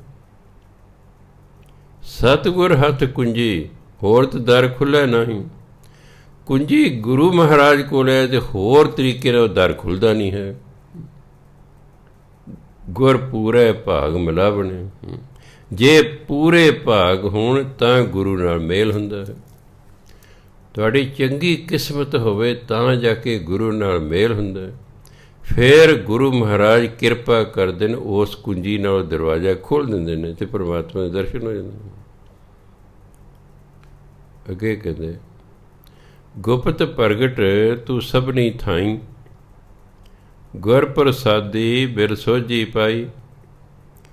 ਨਾਨਕ ਨਾਮ ਸਲਾਹੇ ਸਦਾ ਤੂੰ, ਗੁਰਮੁਖ ਮਨ ਵਸਾਵਣਿਆ। ਗੁਪਤ ਪ੍ਰਗਟ ਤੂੰ ਸਭਨੀ ਥਾਈ, ਹੈ ਪਰਮਾਤਮਾ ਤੂੰ ਸਾਰੇ ਥਾਵਾਂ 'ਤੇ ਗੁਪਤ ਰੂਪ ਵੀ ਹੈ ਅਤੇ ਪ੍ਰਗਟ ਰੂਪ ਵਿੱਚ ਹੈ। ਸਾਡੇ ਲਈ ਪਰਮਾਤਮਾ ਗੁਪਤ ਰੂਪ ਵਿੱਚ ਹੈ, ਬ੍ਰਹਮ ਗਿਆਨੀ ਲਈ ਪਰਮਾਤਮਾ ਪ੍ਰਗਟ ਰੂਪ ਵਿੱਚ ਹੈ। ਜਦੋਂ ਤੁਹਾਨੂੰ ਬ੍ਰਹਮ ਗਿਆਨ ਹੋ ਗਿਆ, ਆਪਾਂ ਨੂੰ ਕਿਸੇ ਨੂੰ ਹੋਵੇ, ਅੰਦਰਲੀਆਂ ਅੱਖਾਂ ਖੁੱਲ੍ਹ ਜਾਣਗੀਆਂ। ਜਦੋਂ ਅੰਦਰਲੀਆਂ ਅੱਖਾਂ ਖੁੱਲ੍ਹ ਜਾਣਗੀਆਂ ਫਿਰ ਪਰਮਾਤਮਾ ਦਿਸੇਗਾ, ਫਿਰ ਉਸ ਤੋਂ ਬਿਨਾਂ ਹੋਰ ਕੋਈ ਦਿਸੇਗਾ ਹੀ ਨਹੀਂ। ਅਤੇ ਫਿਰ ਉੱਥੇ ਜਾ ਕੇ ਸਭ ਗੋਬਿੰਦ ਹੈ, ਸਭ ਗੋਬਿੰਦ ਹੈ, ਗੋਬਿੰਦ ਬਿਨ ਨਹੀਂ ਕੋਈ। ਹਰ ਇੱਕ ਚੀਜ਼ ਦੇ ਵਿੱਚ ਪਰਮਾਤਮਾ ਦਿਸੇਗਾ। ਇਹ ਨਹੀਂ ਕਿ ਚੀਜ਼ਾਂ ਨਹੀਂ ਹੈਗੀਆਂ, ਹੋਏਗਾ ਸਾਰਾ ਕੁਛ ਹੀ, ਪਰ ਹਰ ਇੱਕ ਦੇ ਵਿੱਚ ਪਰਮਾਤਮਾ ਦਿਸੇਗਾ ਬਸ। ਇਸ ਕਰਕੇ ਨੇ ਸਭ ਗੋਬਿੰਦ ਹੈ, ਸਭ ਗੋਬਿੰਦ ਹੈ, ਗੋਬਿੰਦ ਬਿਨ ਨਹੀਂ ਕੋਈ। ਇਸ ਲਈ ਗੁਪਤ ਪ੍ਰਗਟ ਤੂੰ ਸਭਨੀ ਥਾਈ, ਹੈ ਪਰਮਾਤਮਾ ਸਾਰੇ ਥਾਵਾਂ 'ਤੇ ਗੁਪਤ ਰੂਪ ਵਿੱਚ ਵੀ ਹੈ ਅਤੇ ਪ੍ਰਗਟ ਰੂਪ ਵਿੱਚ ਵੀ ਹੈ। ਗੁਰ ਪ੍ਰਸਾਦੀ ਮਿਲ ਸੋਝੀ ਪਾਈ, ਗੁਰੂ ਦੀ ਕਿਰਪਾ ਨਾਲ ਗੁਰੂ ਨੂੰ ਮਿਲ ਕੇ ਪਰਮਾਤਮਾ ਬਾਰੇ ਸੋਝੀ ਹੁੰਦੀ ਹੈ, ਉਹਦੇ ਬਾਰੇ ਸੋਝੀ ਹੁੰਦੀ ਹੈ। ਨਾਨਕ ਨਾਮ ਸਲਾਹੇ ਸਦਾ ਤੂੰ, ਹੈ ਜੀਵ ਤੂੰ ਸਦਾ ਪਰਮਾਤਮਾ ਦਾ ਨਾਮ ਜਪ, ਪਰਮਾਤਮਾ ਦੀ ਸਿਫਤ ਸਲਾਹ ਕਰਦਾ ਰਹਿ। ਗੁਰਮੁਖ ਮਨ ਵਸਾਵਣੇ, ਅਤੇ ਗੁਰੂ ਦੇ ਆਖੇ ਲਾ ਕੇ ਪਰਮਾਤਮਾ ਦੇ ਨਾਮ ਨੂੰ ਮਨ 'ਚ ਵਸਾ ਲੈ ਅਤੇ ਸਦਾ ਨਾਮ ਜਪੀ ਜਾ। ਬਸ ਸਾਡਾ ਕੰਮ ਹੈ ਸ਼ੁਭ ਕਰਮ ਕਰਨਾ ਅਤੇ ਨਾਮ ਜਪੀ ਜਾਣਾ, ਬਾਕੀ ਸਾਰੀ ਗੁਰੂ ਮਹਾਰਾਜ ਨੇ ਕਿਰਪਾ ਕਰਨੀ ਹੈ। ਜਦੋਂ ਅਸੀਂ ਸ਼ੁਭ ਕਰਮ ਕਰਾਂਗੇ, ਕੋਈ ਮਾੜਾ ਕੰਮ ਨਹੀਂ ਕਰਾਂਗੇ, ਜਿਹਨੂੰ ਸੰਸਾਰ ਮਾੜੇ ਕੰਮ ਕਹਿੰਦਾ ਹੈ। ਜਦੋਂ ਅਸੀਂ ਕੋਈ ਮਾੜਾ ਕੰਮ ਨਹੀਂ ਕਰਾਂਗੇ, ਮਨ ਨੂੰ ਨਵੀਂ ਮੈਲ ਨਹੀਂ ਲੱਗੇਗੀ। ਨਾਮ ਜਪੀ ਜਾਵਾਂਗੇ, ਪਹਿਲੀ ਲੱਗੀ ਹੋਈ ਮੈਲ ਜਨਮਾਂ ਜਨਮਾਂ ਤੋਂ ਉਹ ਲੈਣੀ ਸ਼ੁਰੂ ਹੋ ਜਾਏਗੀ। ਨਵੀਂ ਅਸੀਂ ਮਾੜਾ ਕੰਮ ਕੀਤਾ ਨਹੀਂ, ਨਵੀਂ ਮੈਲ ਲੱਗੀ ਨਹੀਂ, ਨਵੀਂ ਮੈਲ ਲੱਗਣ ਨਹੀਂ ਦੇਣੀ, ਅਤੇ ਪਹਿਲੀ ਨਾਮ ਜਪ ਜਪ ਕੇ ਧੋ ਦੇਣੀ ਹੈ। ਇਸ ਤਰ੍ਹਾਂ ਜਦੋਂ ਮਨ ਸਾਫ ਹੋ ਗਿਆ, ਪਰਮਾਤਮਾ ਨੇ ਪ੍ਰਗਟ ਹੋ ਜਾਣਾ ਹੈ। ਬਸ ਦੋ ਹੀ ਕੰਮ ਕਰਨੇ ਬਸ, ਹੈ ਔਖੇ। ਪੁੱਠੇ ਕੰਮ ਕਰਨੇ ਆਸਾਨ ਹੁੰਦੇ ਨੇ, ਅਤੇ ਕਈਆਂ ਤੋਂ ਆਨੰਦ ਵੀ ਬੜਾ ਆਉਂਦਾ ਹੈ। ਪੁੱਠੇ ਕੰਮ ਕਰਕੇ ਕਈ ਲੋਕਾਂ ਨੂੰ ਬੜਾ ਆਨੰਦ ਆਉਂਦਾ ਹੈ, ਤਾਂ ਹੀ ਪੁੱਠੇ ਕੰਮ ਕਰਦੇ ਨੇ। ਹੁਣ ਜੇ ਕੰਮ ਹੀ ਪੁੱਠੇ ਕਰਾਂਗੇ ਤਾਂ ਮੈਲ ਤਾਂ ਦਿਨੋਂ ਦਿਨ ਹੋਰ ਲੱਗਦੀ ਜਾਣੀ ਹੈ। ਮਨੁੱਖ ਨੇ ਭੈੜੇ ਕੰਮ ਕਰੀ ਜਾਣੇ। ਜਿੰਨਾ ਜ਼ਿਆਦਾ ਮਨ ਮੈਲਾ, ਉਨੇ ਹੀ ਅਸੀਂ ਮਾੜੇ ਕੰਮ ਕਰਦੇ ਹਾਂ, ਕਿਉਂਕਿ ਅਸੀਂ ਮਨਮੁਖ ਹਾਂ, ਅਸੀਂ ਮਨ ਦੇ ਆਖੇ ਲੱਗਦੇ ਹਾਂ। ਦਿਮਾਗ ਤੋਂ ਤਾਂ ਕੋਈ ਵਿਰਲਾ ਹਟਾਵੇ ਜਿਹੜਾ ਕੰਮ ਲੈਂਦਾ।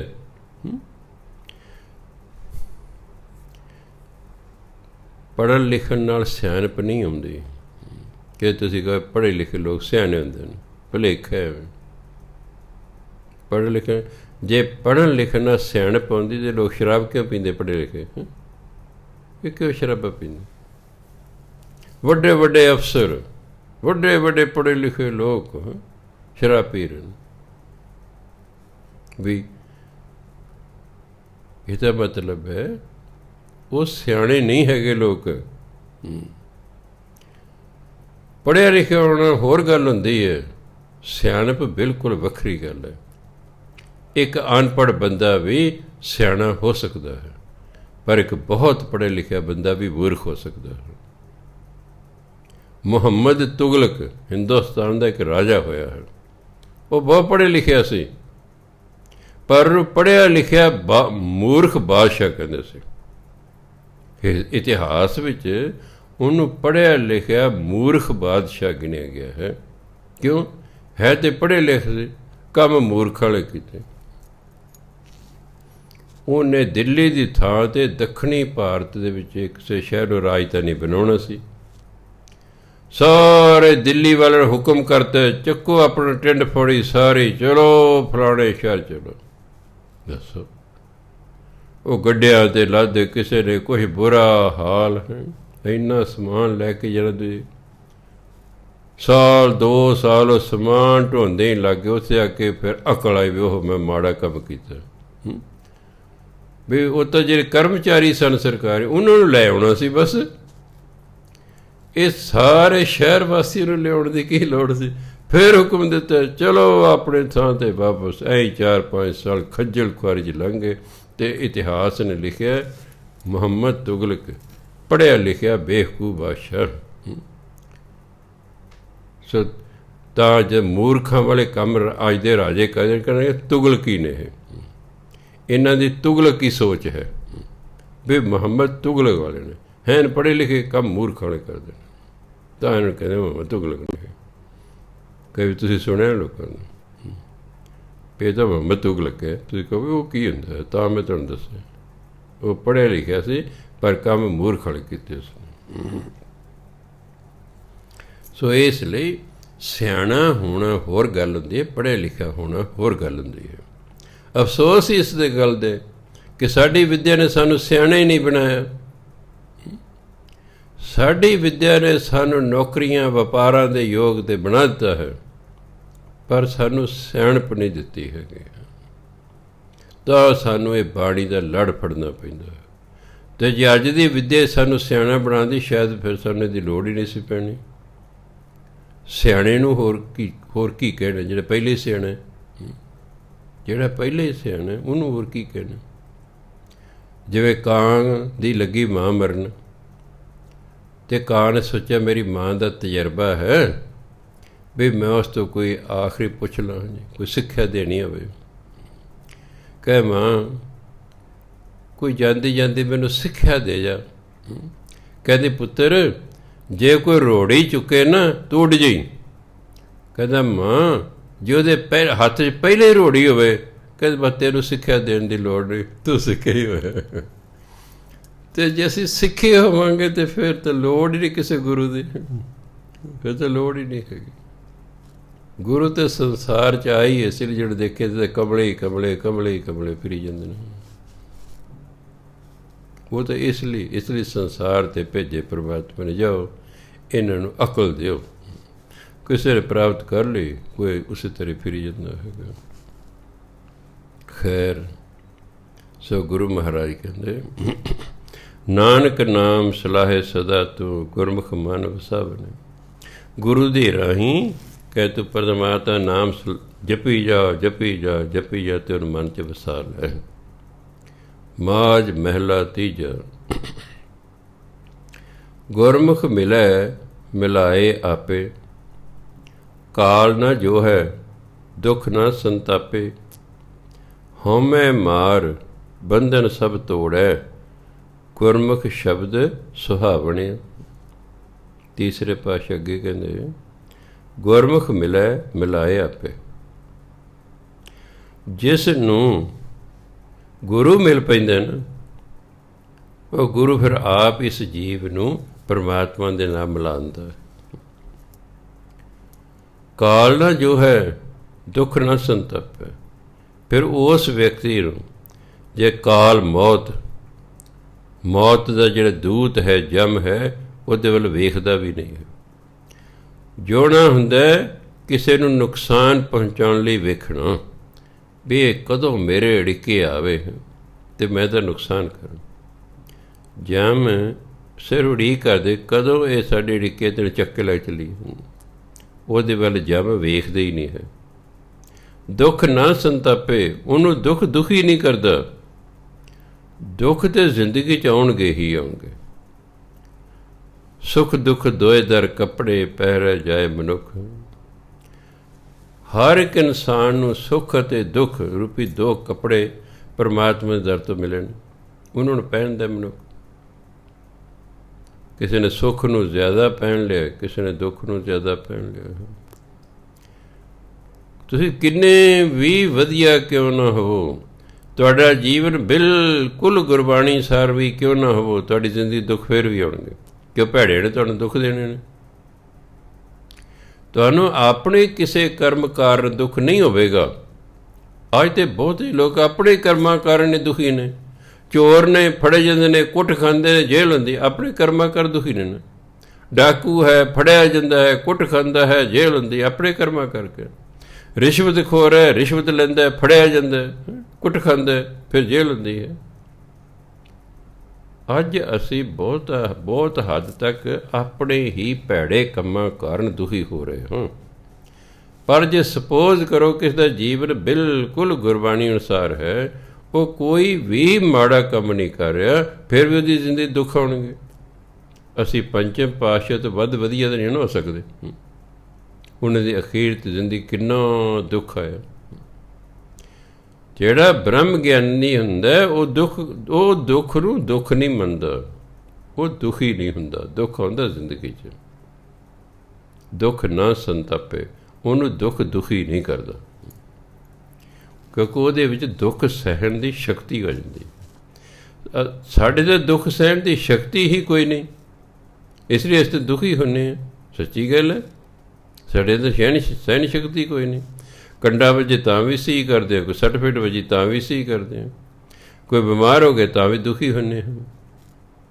ਦੁੱਖ ਤੇ ਸਭ ਦੀ ਜ਼ਿੰਦਗੀ 'ਚ ਆਉਣੇ। ਸਿਰਫ ਇੰਨਾ ਹੈ ਕਿ ਜਿਨ੍ਹਾਂ ਦੇ ਅੰਦਰ ਪਰਮਾਤਮਾ ਦਾ ਨਾਮ ਵਸ ਜਾਂਦਾ ਹੈ, ਜਿਹੜੇ ਪਰਮਾਤਮਾ ਨੂੰ ਮਿਲ ਪੈਂਦੇ ਹਨ, ਉਹ ਦੁੱਖ ਦੇ ਵਿੱਚ ਦੁਖੀ ਨਹੀਂ ਹੁੰਦੇ। ਦੁੱਖ ਤਾਂ ਹੁੰਦਾ ਹੀ ਹੈ। ਜੋ ਨਰ ਦੁੱਖ ਮੈਂ ਦੁੱਖ ਨਹੀਂ ਮੰਨੈ, ਸੁਖ ਸਨੇਹਰ ਭੈ ਨਹੀਂ ਜਾ ਕੇ ਅੰਤਰ ਮਾਟੀ। ਇਹੋ ਜਿਹੀ ਅਵਸਥਾ ਜਿਹੜਾ ਪਹੁੰਚ ਜਾਂਦਾ ਹੈ, ਉਹਨੂੰ ਫਿਰ ਦੁੱਖ ਦੁਖੀ ਨਹੀਂ ਕਰਦਾ। ਸਾਨੂੰ ਤਾਂ ਜੇ ਕਰੇਗਾ, ਕਿਉਂਕਿ ਅਸੀਂ ਇਸ ਅਵਸਥਾ 'ਤੇ ਨਹੀਂ ਪਹੁੰਚੇ ਜੀ। ਹਉਮੈ ਮਾਰ ਬੰਧਨ ਸਭ ਤੋੜੈ। ਜਿਹੜਾ ਫਿਰ ਪਰਮਾਤਮਾ ਨੂੰ ਮਿਲ ਪੈਂਦਾ ਹੈ, ਗੁਰੂ ਨੂੰ ਮਿਲ ਪੈਂਦਾ ਹੈ, ਗੁਰੂ ਉਸ 'ਤੇ ਕਿਰਪਾ ਕਰਦਾ ਹੈ, ਆਪਣੇ ਤੋਂ ਹਉਮੈ ਨੂੰ ਮਾਰ ਕੇ ਸਾਰੇ ਬੰਧਨ ਖਤਮ ਕਰ ਦਿੰਦਾ ਹੈ। ਜਿੰਨੇ ਵੀ ਬੰਧਨ ਨੇ ਮਾਇਆ ਦੇ, ਸਭ ਖਤਮ ਹੋ ਜਾਂਦੇ ਨੇ। ਗੁਰਮੁਖ ਸ਼ਬਦ ਸੁਹਾਵਣੇ, ਅਤੇ ਗੁਰੂ ਦੇ ਦਿੱਤੇ ਸ਼ਬਦ ਰਾਹੀਂ, ਉਪਦੇਸ਼ ਰਾਹੀਂ ਉਹਦਾ ਜੀਵਨ ਸੁਹਾਵਣਾ ਹੋ ਜਾਂਦਾ ਹੈ, ਸੁਖਦਾਇਕ ਹੋ ਜਾਂਦਾ ਹੈ, ਵਧੀਆ ਜੀਵਨ ਹੋ ਜਾਂਦਾ ਹੈ। ਵਧੀਆ ਜੀਵਨ ਹੀ ਸੁਖੀ ਜੀਵਨ ਹੁੰਦਾ ਹੈ। ਘਟੀਆ ਜੀਵਨ ਕਦੇ ਸੁਖੀ ਜੀਵਨ ਹੋ ਹੀ ਨਹੀਂ ਸਕਦਾ ਹੈ। ਜੇ ਮੈਂ ਘਟੀਆ ਕਰਮ ਕਰਾਂ ਤਾਂ ਸੁਖੀ ਕਿਵੇਂ ਹੋ ਸਕਦਾ? ਕਿਉਂਕਿ ਮੰਦੇ ਕੰਮੀ ਨਾਨਕ ਜਦ ਕਦ ਮੰਦਾ ਹੋਏ। ਮੰਦੇ ਕੰਮਾਂ ਦਾ ਨਤੀਜਾ ਸੂਨਰ ਲੇਟਰ ਮੰਦਾ ਹੀ ਨਿਕਲਣਾ। ਅੱਜ ਨਿਕਲਿਆ, ਕੱਲ੍ਹ ਨੂੰ ਨਿਕਲਿਆ, 10 ਸਾਲਾਂ ਨਿਕਲਿਆ। ਹੋਂ ਵਾਰੀ ਜੀਓ ਵਾਰੀ, ਹਰ ਹਰ ਨਾਮ ਸੁਹਾਵਣਿਆ। ਗੁਰਮੁਖ ਗਾਵੇ ਗੁਰਮੁਖ ਨਾਚੈ, ਹਰ ਸੇਤੀ ਚਿਤ ਲਾਵਣੇ। ਹੋਂ ਵਾਰੀ ਜੀਓ ਵਾਰੀ, ਜੀਓ ਬਣੇ ਜਿੰਦ। ਮੈਂ ਉਸ ਤੋਂ ਜਿੰਦ ਵਾਰਦਾ ਹਾਂ, ਮੈਂ ਉਸ ਤੋਂ ਆਪਣੇ ਆਪ ਨੂੰ ਕੁਰਬਾਨ ਕਰਦਾ ਹਾਂ। ਕਿਸ ਤੋਂ? ਹਰ ਹਰ ਨਾਮ ਸੁਹਾਵਣਿਆ। ਜਿਨ੍ਹਾਂ ਨੇ ਹਰੀ ਦਾ ਨਾਮ ਜਪ ਜਪ ਕੇ ਆਪਣੇ ਜੀਵਨ ਨੂੰ ਸੁਹਾਵਣਾ ਕਰ ਲਿਆ, ਆਪਣੇ ਜੀਵਨ ਨੂੰ ਸੁਹਾਵਣਾ ਕਰ ਲਿਆ, ਵਧੀਆ ਬਣਾ ਲਿਆ ਹੈ, ਸੁਖੀ ਕਰ ਲਿਆ। ਜਿਹੜਾ ਗੁਰਮੁਖ ਹੁੰਦਾ ਨਾ, ਗੁਰਮੁਖ ਗਾਵੇ। ਜਿਹੜਾ ਗੁਰਮੁਖ ਹੈ ਉਹ ਰੱਬੀ ਗੀਤ ਗਾਉਂਦਾ ਹੈ, ਉਹ ਬਾਣੀ ਗਾਉਂਦਾ ਹੈ, ਉਹ ਨਾਮ ਜਪਦਾ ਹੈ। ਗੁਰਮੁਖ ਨਾਚੇ, ਗੁਰਮੁਖ ਦਾ ਮਨ ਨੱਚਦਾ ਹੈ। ਗੁਰਮੁਖ ਆਪ ਨਹੀਂ ਨੱਚਦਾ। ਸਿੱਖ ਧਰਮ 'ਚ ਨੱਚਣ ਦਾ ਰਿਵਾਜ ਨਹੀਂ ਹੈ। ਕੁਝ ਧਰਮਾਂ 'ਚ ਹੈ, ਮੈਨੂੰ ਨੱਚਦੇ ਵੇਖਿਆ।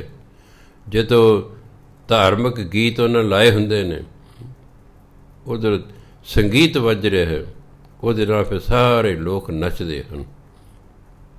ਆਪਣੇ ਆਪਣੇ ਧਰਮ ਦਾ ਰਿਵਾਜ਼ ਹੁੰਦਾ ਹੈ।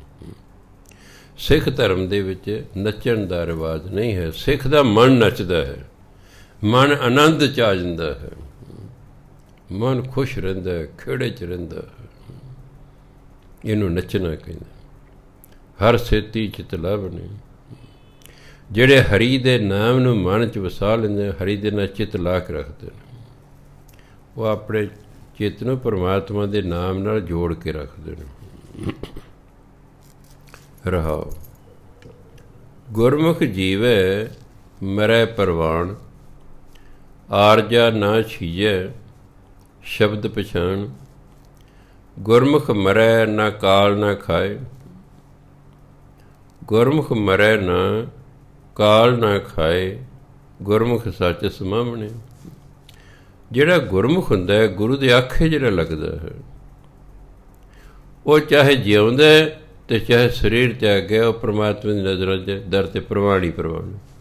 ਉਹ ਜਿਉਂਦਾ ਵੀ ਪ੍ਰਵਾਨ ਹੈ, ਉਹ ਮਰਨ ਤੋਂ ਬਾਅਦ ਵੀ ਪ੍ਰਵਾਨ ਹੈ। ਗੁਰਮੁਖ ਹੋਵੇ ਸਹੀ, ਕੋਈ ਗੁਰੂ ਦੇ ਆਖੇ ਲੱਗਣ ਵਾਲਾ ਹੋਵੇ, ਆਪਣੀ ਮਰਜ਼ੀ ਨਾ ਕਰੇ, ਉਹ ਜਿਉਂਦੇ ਵੀ ਪ੍ਰਵਾਨ ਹੈ, ਉਹ ਮਰਨ ਤੋਂ ਬਾਅਦ ਵੀ ਪ੍ਰਵਾਨ ਹੈ। ਜਿਹੜਾ ਗੁਰਮੁਖ ਨਾ ਆਰਜਾ ਨਾ ਛੀਜੈ, ਆਰਜਾ ਦੀ ਉਮਰ, ਛੀਜੈ ਹੁੰਦਾ ਖਰਾਬ ਹੋਣਾ, ਵਿਅਰਥ ਹੋਣਾ। ਕਈ ਵਾਰੀ ਕੱਪੜਾ ਆਪਾਂ ਲਿਆ ਹੈ, ਇੱਕ ਦੋ ਧੋਤੇ ਉਹ ਛਿੱਜ ਗਿਆ। ਇਸ ਤਰ੍ਹਾਂ ਜਿਹੜੀ ਗੁਰਮੁਖ ਦੀ ਉਮਰ ਹੈ ਨਾ, ਉਹ ਵਿਅਰਥ ਨਹੀਂ ਜਾਂਦੀ, ਉਹ ਆਪਣੇ ਉਹਦੀ ਉਮਰ ਲੇਖੇ ਲੱਗਦੀ ਹੈ। ਮਨਮੁਖ ਦੀ ਉਮਰ ਵਿਅਰਥ ਚਲੀ ਜਾਂਦੀ। ਆਰਜਾ ਮੈਨੇ ਉਮਰ, ਆਰਜਾ ਨਾ ਛੀਜੈ। ਗੁਰਮੁਖ ਦੀ ਜਿਹੜੀ ਉਮਰ ਹੈ ਉਹ ਵਿਅਰਥ ਨਹੀਂ ਜਾਂਦੀ। ਸ਼ਬਦ ਪਛਾਣ, ਉਹ ਤਾਂ ਸਗੋਂ ਸ਼ਬਦ ਨੂੰ ਪਛਾਣ ਲੈਂਦੀ ਹੈ, ਭਾਵ ਨਾਮ ਜਪਦੀ ਰਹਿੰਦਾ। ਉਹ ਆਪਣੀ ਉਮਰ ਦੇ ਵਿੱਚ ਨਾਮ ਜਪਦਾ ਰਹਿੰਦਾ। ਗੁਰਮੁਖ ਮਰੈ ਨਾ, ਗੁਰਮੁਖ ਮਰਦਾ ਨਹੀਂ ਹੈ। ਤੁਸੀਂ ਕਹੋਗੇ ਜੀ ਐਸਾ ਤਾਂ ਸੰਸਾਰ ਰਾਮ ਗਇਓ ਰਾਵਣ ਗਇਓ, ਐਸਾ ਤਾਂ ਸੰਸਾਰ ਬੰਦੇ ਹੀ ਕੋਈ ਨਹੀਂ ਹੋਇਆ ਜਿਹੜਾ ਨਾ ਮਰੇ। ਇੱਥੇ ਨਾ ਮਰਨ ਤੋਂ ਭਾਵ ਹੈ ਗੁਰਮੁਖ ਅਮਰ ਹੋ ਜਾਂਦਾ, ਉਹ ਜਮਨ ਮਰਨ ਤੋਂ ਰਹਿਤ ਹੋ ਜਾਂਦਾ, ਉਹਨੂੰ ਕਹਿੰਦੇ ਨਾ ਮਰਨਾ। ਉਹ ਜਿਉਂਦਾ ਹੀ ਅਮਰ ਹੈ। ਗੁਰਮੁਖ ਮਰੈ ਨਾ, ਗੁਰਮੁਖ ਮਰਦਾ ਨਹੀਂ ਹੈ। ਕਾਲ ਨਾ ਖਾਏ, ਉਹਨੂੰ ਮੌਤ ਖਾ ਨਹੀਂ ਸਕਦੀ। ਮੌਤ ਦਾ ਉਸ 'ਤੇ ਕੋਈ ਅਸਰ ਨਹੀਂ ਹੈ, ਉਹ ਮੌਤ ਤੋਂ ਡਰਦਾ ਨਹੀਂ ਹੈ। ਗੁਰਮੁਖ ਸੱਚ ਸਮਾਵਣੇ, ਕਿਉਂਕਿ ਗੁਰਮੁਖ ਜਿਹੜਾ ਪਰਮਾਤਮਾ ਦੇ ਵਿੱਚ ਲੀਨ ਹੋ ਜਾਂਦਾ, ਉਹ ਸੱਚ ਦੇ ਵਿੱਚ ਲੀਨ ਹੋ ਜਾਂਦਾ। ਉਹਦੀ ਜੋਤ ਪਰਮਾਤਮਾ ਜੋਤ 'ਚ ਰਲ ਜਾਂਦੀ ਹੈ। ਜਿਵੇਂ ਪਰਮਾਤਮਾ ਸਭ ਥਾਂ 'ਤੇ ਵਿਆਪਕ ਹੈ, ਜਿਸ ਦੀ ਜੋਤ ਪਰਮਾਤਮਾ ਰਲ ਜਾਂਦੀ, ਜੋਤ ਵੀ ਸਰਬ ਵਿਆਪਕ ਹੋ ਜਾਂਦੀ ਹੈ। ਇਹ ਨਾ ਸੋਚੋ ਕਿ ਜਿਹੜੇ ਸਾਡੇ 10 ਗੁਰੂ ਨੇ ਇਹ ਸਰੀਰ ਤਿਆਗਣ ਦੇ ਹੁਣ ਨਹੀਂ ਰਹੇ, ਨਹੀਂ। ਇਹਨਾਂ ਦੀ ਜੋਤ ਪਰਮਾਤਮਾ ਦੀ ਜੋਤ ਵਿੱਚ ਜਾ ਰਲੀ। ਜਿਵੇਂ ਪਰਮਾਤਮਾ ਸਰਬ ਵਿਆਪਕ ਹੈ, ਉਹ ਗੁਰੂ ਮਹਾਰਾਜ ਸਾਡੇ ਸਰਬ ਵਿਆਪਕ ਨੇ। ਜਿਵੇਂ ਪਰਮਾਤਮਾ ਅਮਰ ਹੈ, ਉਹ ਵੀ ਅਮਰ ਨੇ। ਸਰੀਰ ਤੇ ਸਾਰਿਆਂ ਦਾ ਜਾਣੀ ਜਾਣਾ, ਸਰੀਰ ਕਰਕੇ ਨਹੀਂ ਕਿਸੇ ਤੇ ਰਹਿਣਾ। ਆਤਮਾ ਅਮਰ ਹੈ, ਉਹ ਆਤਮਾ ਕਰਕੇ ਸਭ ਥਾਂ 'ਤੇ ਨੇ। ਚਾਹੇ ਤੁਸੀਂ ਘਰ ਬੈਠ ਕੇ ਅਰਦਾਸ ਕਰ ਲਓ ਅਤੇ ਚਾਹੇ ਗੁਰਦੁਆਰੇ ਜਾ ਕੇ ਅਰਦਾਸ ਕਰ ਲਓ, ਪਰ ਉਹ ਗੁਰੂ ਮਹਾਰਾਜ ਸਭ ਥਾਂ 'ਤੇ ਸੁਣ ਰਹੇ ਹਨ। ਪਰ ਕਿਉਂਕਿ ਸਾਨੂੰ 100% ਇਸ ਗੱਲ 'ਤੇ ਵਿਸ਼ਵਾਸ ਨਹੀਂ ਆਉਂਦਾ, ਇਸ ਲਈ ਅਸੀਂ ਜਾ ਕੇ ਗੁਰੂ ਗ੍ਰੰਥ ਸਾਹਿਬ ਅੱਗੇ ਅਰਦਾਸ ਕਰਦੇ ਹਾਂ। ਗੁਰੂ ਮਹਾਰਾਜ ਸਭ ਥਾਂ 'ਤੇ ਨੇ। ਜੇ ਪਰਮਾਤਮਾ ਸਭ ਥਾਂ 'ਤੇ ਹੈ, ਗੁਰੂ ਮਹਾਰਾਜ ਵੀ ਸਭ ਥਾਂ 'ਤੇ ਨੇ। ਜਿਹਦੀ ਦਿਵ ਦ੍ਰਿਸ਼ਟੀ ਖੁੱਲ੍ਹੀ, ਉਹਨੂੰ ਪਤਾ ਲੱਗਦਾ ਕਿ ਉਹ ਤਾਂ ਕਿਤੋਂ ਵੀ ਪ੍ਰਗਟ ਹੋ ਸਕਦੇ ਨੇ। ਜਿਵੇਂ ਪਰਮਾਤਮਾ ਕਿਤੋਂ ਵੀ ਪ੍ਰਗਟ ਹੋ ਸਕਦਾ ਹੈ,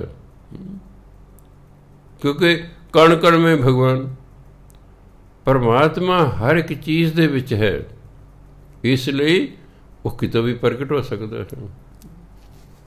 ਉਹ ਕਿਤੋਂ ਵੀ ਪ੍ਰਗਟ ਹੋ ਸਕਦਾ ਹੈ, ਉਹ ਸਰਵ ਵਿਆਪਕ ਹੈ।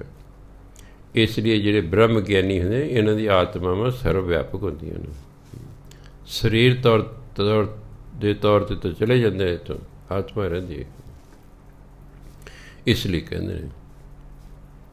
ਅੱਗੇ ਕਹਿੰਦੇ ਗੁਰਮੁਖ ਹਰ ਦਰ ਸੋਭਾ ਪਾਏ, ਗੁਰਮੁਖ ਵਿੱਚੋਂ ਆਪ ਗਵਾਏ, ਆਪ ਧਰੈ ਕੁਲ ਸਗਲੇ ਤਾਰੇ। ਇਹ ਕੁਲ ਪੜ੍ਹਨਾ, ਕੁੱਲ ਨਹੀਂ ਪੜ੍ਹਦੇ ਨੇ। ਕੁੱਲ ਹੁੰਦਾ ਟੋਟਲ, ਕੁਲ ਹੁੰਦਾ ਖਾਨਦਾਨ। ਲੱਲੇ ਦੇ ਪੈਰ 'ਚ ਬਿੰਦੀ ਲਾ ਕੇ ਪੜ੍ਹਨਾ। ਆਪ ਧਰੈ ਕੁਲ ਸਗਲੇ ਤਾਰੇ, ਗੁਰਮੁਖ ਜਨਮ ਸਵਾਰਣਿਆ। ਜਿਹੜਾ ਗੁਰਮੁਖ ਹੁੰਦਾ, ਗੁਰੂ ਦੇ ਆਖੇ ਲੱਗਣ ਵਾਲਾ ਹੁੰਦਾ, ਹਰ ਦਰ ਸੋਭਾ ਪਾਏ। ਉਹ ਹਰੀ ਦੇ ਦਰ 'ਤੇ ਜਾ ਕੇ ਸੋਭਾ ਪਾਉਂਦਾ, ਉਹਨੂੰ ਉੱਥੇ ਵਡਿਆਈ ਮਿਲਦੀ ਹੈ ਵੀ ਹਾਂ ਭਾਈ। ਕਿਉਂਕਿ ਜਿਹੜਾ ਗੁਰਮੁਖ ਹੋਏਗਾ ਉਹ ਗਲਤ ਕੰਮ ਹੀ ਨਹੀਂ ਕਰੇਗਾ, ਉਹ ਗਲਤ ਕੰਮ ਨਹੀਂ ਕਰੇਗਾ। ਕਿਉਂਕਿ ਉਹ ਗੁਰੂ ਮੈਨੂੰ ਸੁਣੇ ਜਿਹੜੇ ਅੱਜ ਜੇਲ੍ਹ 'ਚ ਬੈਠੇ ਨੇ, ਗਲਤ ਉਹਨਾਂ ਨੇ ਕਿਸੇ ਨੂੰ ਨਹੀਂ ਕਹੀ। ਉਹਨਾਂ ਦੀ ਕੈਸਟਾਂ ਸੁਣੋ, ਬਹੁਤ ਸਿਆਣੀਆਂ ਗੱਲਾਂ ਕਰਦੇ ਸਨ। ਉਹਨਾਂ ਕਿਸੇ ਨੂੰ ਕੋਈ ਗਲਤ ਰਾਏ ਨਹੀਂ ਦਿੱਤੀ, ਕਿਸੇ ਨੂੰ ਗਲਤ ਪਾਸੇ ਲਾਇਆ ਨਹੀਂ ਹੈਗਾ, ਦਿੱਤੀ ਸਿੱਖੇ ਦਿੱਤੀ। ਸਿਰਫ ਇੰਨਾ ਕਿ ਆਪ ਉਸ 'ਤੇ ਨਹੀਂ ਚੱਲੇ, ਬਸ ਆਹ ਗੜਬੜ ਹੋ ਗਈ। ਇਸ ਲਈ ਗੁਰੂ ਨੇ ਤਾਂ ਸਿੱਖਿਆ ਦੇਣੀ ਹੈ, ਅੱਗੋਂ ਮੰਨਣ ਵਾਲੇ 'ਤੇ ਨਿਰਭਰ ਕਰਦਾ। ਜਿਹੜਾ ਗੁਰਮੁਖ ਹੈ, ਜਿਹੜਾ ਗੁਰੂ ਦੇ ਆਖੇ ਲੱਗਦਾ, ਹਰ ਦਰ ਸੋਭਾ ਪਾਏ, ਉਹ ਹਰੀ ਦੇ ਦਰ 'ਤੇ ਜਾ ਕੇ ਵਡਿਆਈ ਪਾਉਂਦਾ, ਉਹਨੂੰ ਵਡਿਆਈ ਮਿਲਦੀ ਹੈ ਕਿ ਤੂੰ ਸ਼ੁਭ ਕਰਮ ਕਰਕੇ ਆਏ, ਨਾਲ ਨਾਮ ਜਪ ਕੇ ਆਏ। ਗੁਰਮੁਖ ਵਿੱਚੋਂ ਆਪ ਗਵਾਏ, ਆਪ ਜਿੱਥੇ ਹਉਮੈ। ਜਿਹੜਾ ਗੁਰਮੁਖ ਹੈ ਉਹ ਆਪਣੇ ਅੰਦਰੋਂ ਹਉਮੈ ਖਤਮ ਕਰ ਲੈਂਦਾ, ਕਿ ਉਹਨੂੰ ਗਿਆਨ ਹੋ ਜਾਂਦਾ ਕਿ ਜੋ ਕੁਛ ਹੋ ਰਿਹਾ ਸਭ ਪਰਮਾਤਮਾ ਦੇ ਹੁਕਮ 'ਚ ਹੋ ਰਿਹਾ ਹੈ। ਮੈਂ ਤਾਂ ਜੋ ਕਰ ਰਿਹਾ ਉਹਦੇ ਹੁਕਮ 'ਚ ਕਰ ਰਿਹਾ। ਉਹਦੇ ਦਾ ਆਪਣੀ ਮਰਜ਼ੀ ਖਤਮ ਹੋ ਜਾਂਦੀ ਹੈ, ਉਹਦੇ ਅੰਦਰ ਆਪਣੀ ਮਰਜ਼ੀ ਖਤਮ ਹੋ ਜਾਂਦੀ ਹੈ। ਉਹ ਜੋ ਗੁਰੂ ਮਹਾਰਾਜ ਕਹਿੰਦੇ ਉਸ ਤਰ੍ਹਾਂ ਕਰਦਾ। ਇਸ ਲਈ ਸਮਾਂ ਪਾ ਕੇ ਉਹਦੇ ਅੰਦਰ ਹਉਮੈ ਖਤਮ ਹੋ ਜਾਂਦੀ ਹੈ। ਅਤੇ ਧਰਮ ਅਨੁਸਾਰ ਪਰਮਾਤਮਾ ਅਤੇ ਸਾਡੇ ਵਿੱਚ ਹਉਮੈ ਹੀ ਸਭ ਤੋਂ ਵੱਡੀ ਰੁਕਾਵਟ ਹੈ। ਮੈਂ ਕਹਿੰਦਾ ਮੈਂ ਕੀਤਾ, ਪਰਮਾਤਮਾ ਹੱਸਦਾ। ਉਹ ਕਹਿੰਦਾ ਨਹੀਂ ਓਏ, ਤੇਰੇ ਵਿੱਚ ਬੈਠ ਕੇ ਤੇ ਮੈਂ ਕੀਤਾ। ਮੈਂ ਤੈਨੂੰ ਸਾਧਨ ਬਣਾਇਆ, ਤੂੰ ਕੀਤਾ ਨਹੀਂ ਹੈ, ਕੀਤਾ ਤੇ ਮੈਂ ਹੀ ਹੈ। ਤੈਨੂੰ ਸਾਧਨ ਬਣਾਇਆ ਸੀ, ਤੈਨੂੰ ਮੈਂ ਵਰਤਿਆ। ਜਿਵੇਂ ਉਦਾਹਰਨ ਕਈ ਵਾਰੀ ਦਿਆ ਕਰਦਾ, ਫਲਾਣੇ ਨੇ ਸੋਟੀ ਨਾਲ ਸੱਪ ਮਾਰਿਆ। ਮੰਨ ਲਓ ਆਪਾਂ ਕਹਿੰਦੇ ਮੋਹਨ ਸਿੰਘ ਨੇ ਸੋਟੀ ਨਾਲ ਸੱਪ ਮਾਰਿਆ। ਹੁਣ ਜੇ ਸੋਟੀ ਕਹੇ ਮੈਂ ਸੱਪ ਮਾਰਿਆ, ਮੋਹਨ ਸਿੰਘ ਹੱਸੇਗਾ ਵੀ ਤੂੰ ਤੇ ਬੇਜਾਨ ਹੈ, ਤੂੰ ਆਪ ਜਾ ਕੇ ਥੋੜ੍ਹੇ ਸੱਪ ਨੂੰ ਵੱਜੀ ਹੈ, ਇਹ ਤਾਂ ਮੈਂ ਮਾਰਿਆ। ਸੋਟੀ ਕਹਦੀ ਮੈਂ ਮਾਰਿਆ, ਬਸ ਆਹੀ ਰੋਲਾ। ਪਰਮਾਤਮਾ ਕਹਿੰਦਾ ਮੈਂ ਕੀਤਾ, ਬੰਦਾ ਕਹਿੰਦਾ ਮੈਂ ਕੀਤਾ। ਉਹੀ ਭੁਲੇਖਾ ਹੈ। ਜਿਵੇਂ ਸੋਟੀ ਨੂੰ ਭੁਲੇਖਾ ਹੋ ਜਾਏ ਕਿ ਮੈਂ ਸੱਪ ਮਾਰਿਆ, ਸੱਪ ਤੇ ਮੋਹਨ ਸਿੰਘ ਨੇ ਮਾਰਿਆ, ਸੋਟੀ ਕਹਦੀ ਮੈਂ ਮਾਰਿਆ। ਭਾਈ ਨਹੀਂ ਰੌਲਾ, ਇਹਨੂੰ ਹਉਮੈ ਕਹਿੰਦੇ ਆ, ਇਹਨੂੰ ਹੀ ਮੈਂ ਕਹਿੰਦੇ ਨੇ। ਸੋਟੀ ਅਗਿਆਨੀ ਹੈ, ਉਹਨੂੰ ਗਿਆਨ ਨਹੀਂ ਹੈ ਕਿ ਤੈਨੂੰ ਤੇ ਵਰਤਿਆ ਗਿਆ ਹੈ। ਤੈਨੂੰ ਵਰਤਣ ਵਾਲਾ ਤੇ ਮੋਹਨ ਸਿੰਘ ਹੈ। ਮੋਹਨ ਸਿੰਘ ਨੇ ਤੈਨੂੰ ਫੜਿਆ ਤੇ ਸੱਪ ਨੂੰ ਮਾਰਿਆ, ਤੂੰ ਆਪ ਸੱਪ ਨੂੰ ਨਹੀਂ ਮਾਰਿਆ, ਤੂੰ ਤੇ ਸਾਧਨ ਹੈ। ਅਫਸੋਸ ਇਹ ਹੈ ਕਿ ਅਸੀਂ ਸਾਧਨ ਹਾਂ, ਪਰ ਆਪਣੇ ਆਪ ਨੂੰ ਕਰਤਾ ਸਮਝਦੇ ਹਾਂ, ਅਤੇ ਦੋ ਕਰਤੇ ਨਹੀਂ ਹੋ ਸਕਦੇ। ਜਿਵੇਂ ਇੱਕ ਮਿਆਨ 'ਚ ਕਹਿੰਦੇ ਦੋ ਤਲਵਾਰਾਂ ਨਹੀਂ ਸਮਾ ਸਕਦੀਆਂ, ਇੱਕ ਮਿਆਨ 'ਚ ਇੱਕ ਤਲਵਾਰ ਹੀ ਹੁੰਦੀ ਨਾ। ਜਾਂ ਤਾਂ ਫਿਰ ਪਰਮਾਤਮਾ ਨੇ ਕੀਤਾ, ਜਾਂ ਫਿਰ ਮੈਂ ਕੀਤਾ। ਜਿਹੜਾ ਮਨਮੁਖ ਕਹਿੰਦਾ ਮੈਂ ਕੀਤਾ, ਜਿਹੜਾ ਗੁਰਮੁਖ ਹੁੰਦਾ ਕਿ ਨਹੀਂ ਪਰਮਾਤਮਾ ਨੇ ਕੀਤਾ, ਮੇਰੇ ਰਾਹੀਂ ਕੀਤਾ। ਜਦੋਂ ਗੁਰਬਾਣੀ ਕਹਿੰਦੇ ਹੈ ਇਨਸਾਨ ਜਿਹੜੇ ਤੇਰੇ ਧੀਆਂ ਪੁੱਤਰ ਨੇ, ਇਹ ਤੇਰੇ ਨਹੀਂ ਹੈਗੇ। ਅਸੀਂ ਇਸ ਗੱਲ ਨੂੰ ਮੰਨਦੇ ਹੀ ਨਹੀਂ ਹੈਗੇ, ਹੋਰ ਕਿਤੇ ਨੇ। ਪਰਮਾਤਮਾ ਕਹਿੰਦਾ ਇਹ ਮੇਰੇ ਧੀਆਂ ਪੁੱਤਰ ਨੇ, ਮੈਂ ਤੁਹਾਡੇ ਰਾਹੀਂ ਇਹਨਾਂ ਨੂੰ ਸੰਸਾਰ 'ਚ ਭੇਜਿਆ, ਇਹ ਮੇਰੇ ਨੇ, ਤੁਹਾਡੇ ਨਹੀਂ ਹੈਗੇ। ਹੁਣ ਅਸੀਂ ਕਹਿੰਦੇ ਸਾਡੇ ਨੇ, ਉਹ ਪਰਮਾਤਮਾ ਆਪਣੇ ਧੀਆਂ ਪੁੱਤਾਂ ਕਿਸੇ ਨੂੰ ਵਾਪਸ ਸੱਦ ਲੈਂਦਾ, ਅਸੀਂ ਫਿਰ ਰੋਂਦੇ ਪਿੱਟਦੇ ਹਾਂ ਕਿਉਂਕਿ ਉਹ ਸਾਡਾ ਸੀ ਮਰ ਗਿਆ। ਜਿਹੜੇ ਬ੍ਰਹਮ ਗਿਆਨੀ ਹੁੰਦੇ ਨੇ ਉਹਨਾਂ ਨੂੰ ਪਤਾ ਪਰਮਾਤਮਾ ਦੇ ਸਨ, ਉਹ ਵਾਪਸ ਲੈ ਗਏ ਉਹਨੂੰ। ਉਹ ਨਹੀਂ ਰੋਂਦਾ ਪਿੱਟਦਾ ਕਿਉਂਕਿ ਉਹਨੂੰ ਗਿਆਨ ਹੁੰਦਾ ਹੈ। ਸਾਨੂੰ ਗਿਆਨ ਹੈ ਪਰ ਇਹ ਤਾਂ ਸ਼ਬਦੀ ਗਿਆਨ ਹੈ ਨਾ, ਸਾਡਾ ਆਪਣਾ ਗਿਆਨ ਤਾਂ ਹੈ ਨਾ। ਜਦੋਂ ਇਹੀ ਗਿਆਨ ਸਾਡਾ ਆਪਣਾ ਗਿਆਨ ਹੋਵੇਗਾ ਅਸੀਂ ਵੀ ਨਹੀਂ ਰੋਵਾਂ ਪਿੱਟਾਂਗੇ। ਪੈਸੇ ਗੁੰਮ ਹੋ ਗਏ, ਨਹੀਂ ਰੋਵਾਂ ਪਿੱਟਾਂਗੇ। ਇਹ ਤਾਂ ਪਰਮਾਤਮਾ ਦੀ ਮਾਇਆ ਸੀ, ਉਹ ਕਿਸੇ ਤਰੀਕੇ ਨਾਲ ਵਾਪਸ ਲੈ ਗਿਆ। ਇਹ ਬੱਚੇ ਪਰਮਾਤਮਾ ਦੇ ਸਨ, ਉਹ ਵਾਪਸ ਲੈ ਗਿਆ ਹੈ। ਹੁਣ ਜਿਹਨਾਂ ਨਹੀਂ ਦਿੱਤੇ, ਕਿਹੜੇ ਪਰਮਾਤਮਾ ਬੱਚਾ ਨਹੀਂ ਦਿੰਦਾ, ਲਾ ਲਓ ਜ਼ੋਰ ਜਿਹੜਾ ਲਾਉਣਾ, ਜਿੰਨੇ ਮਰਜ਼ੀ ਇਲਾਜ ਕਰਾ ਲਓ। ਇੱਕ ਮੇਰੇ ਕੋਲ ਬੀਬੀ ਆ ਗਈ, ਕਹਿੰਦੇ ਬਾਬਾ ਜੀ ਮੇਰਾ ਬੱਚਾ ਹੋ ਜਾਏ। ਮੈਂ ਗੁਰੂ ਨੂੰ ਪੁੱਛਿਆ, ਨਾ ਆ ਗਈ। ਮੈਂ ਨਾ ਹੀ ਤੁਹਾਡੇ ਭਾਗਾਂ 'ਚ ਬੱਚਾ ਹੈ ਨਹੀਂ। ਜੇ IVF ਤਰੀਕੇ ਨਾਲ ਹੋ ਜਾਏ, ਜਿਹੜੇ ਪੜ੍ਹੇ ਲਿਖੇ ਬੀਬੀ ਜਾਣਦੇ ਨੇ ਇਸ ਗੱਲ ਨੂੰ। ਮੈਂ ਫਿਰ ਪੁੱਛਿਆ, ਨਾ ਆ ਗਈ। ਮੈਂ ਨਾ ਜੀ ਇਸ ਤਰੀਕੇ ਨਾਲ ਵੀ ਨਹੀਂ ਹੋਏਗਾ। ਕਹਿੰਦੇ ਹਾਂ ਜੀ ਅਸੀਂ 7 ਵਾਰ ਕਰਵਾ ਲਿਆ IVF, ਸਾਡਾ 15 ਲੱਖ ਰੁਪਈਆ ਲੱਗ ਗਿਆ, ਨਹੀਂ ਹੋਇਆ। ਮੈਂ ਬੀਬਾ ਭਾਗਾਂ 'ਚ ਹੀ ਨਹੀਂ ਹੈਗਾ, ਤੁਹਾਡੇ ਭਾਗਾਂ 'ਚ ਬੱਚਾ ਹੈ ਹੀ ਨਹੀਂ ਹੈਗਾ। ਹਾਂ ਤੁਸੀਂ ਅਡਾਪਟ ਕਰ ਸਕਦੇ ਹੋ, ਗੋਦ ਲੈ ਸਕਦੇ ਹੋ, ਉਹਦੀ ਤੁਹਾਨੂੰ ਆਗਿਆ ਗੁਰੂ ਮਹਾਰਾਜ ਦਿੰਦੇ ਹੋ। ਜੇ ਸਾਡੇ ਵੱਸ ਜਾਂਦਾ ਫਿਰ ਵਿਚਾਰੇ ਜੰਮ ਲੈਂਦੇ, ਫਿਰ ਜੰਮ ਲੈ, ਫਿਰ ਅਸੀਂ ਵੀ ਜੰਮ ਲੈਂਦੇ। ਜੋ ਵੀ ਬੰਦਾ ਜੇ ਜਨਾਨੀ ਵਿਆਹੀ ਗਈ ਹੈ ਉਹਦੀ ਇੱਛਾ ਹੁੰਦੀ ਉਹਨਾਂ ਦੇ ਘਰ ਬੱਚਾ ਹੋਵੇ। ਐਸਾ ਕੋਈ ਜੋੜਾ ਨਹੀਂ ਜਿਹੜਾ ਚਾਹੇ ਸਾਡੇ ਬੱਚਾ ਨਾ ਹੋਵੇ। ਉਹ ਆਪਣੇ ਵੱਲੋਂ ਸਾਰਾ ਜ਼ੋਰ ਲਾਉਂਦੇ ਨੇ, ਨਹੀਂ ਗੱਲ ਬਣਦੀ। ਕਿਉਂ? ਪਰਮਾਤਮਾ ਨੂੰ ਮਨਜ਼ੂਰ ਹੀ ਨਹੀਂ ਹੈਗਾ।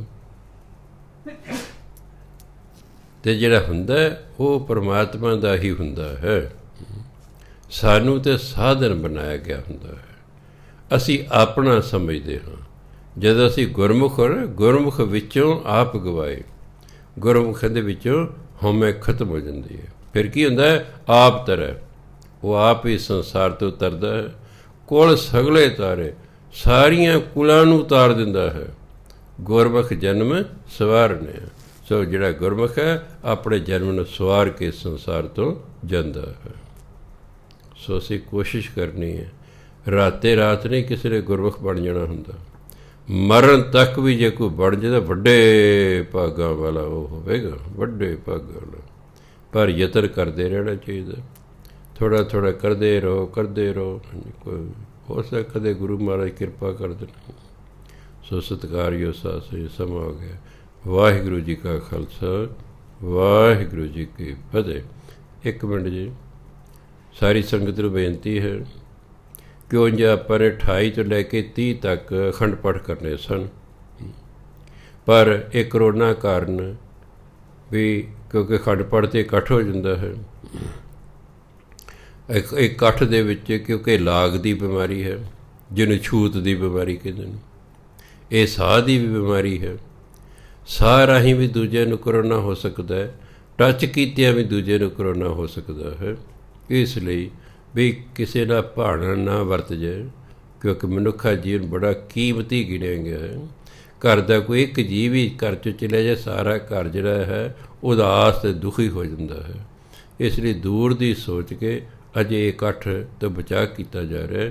ਇਸ ਲਈ ਜਿਹੜੇ 28 ਤੋਂ 30 ਅਖੰਡ ਪਾਠ ਹੋਣੇ ਸਨ ਉਹ ਨਹੀਂ ਹੋਣਗੇ।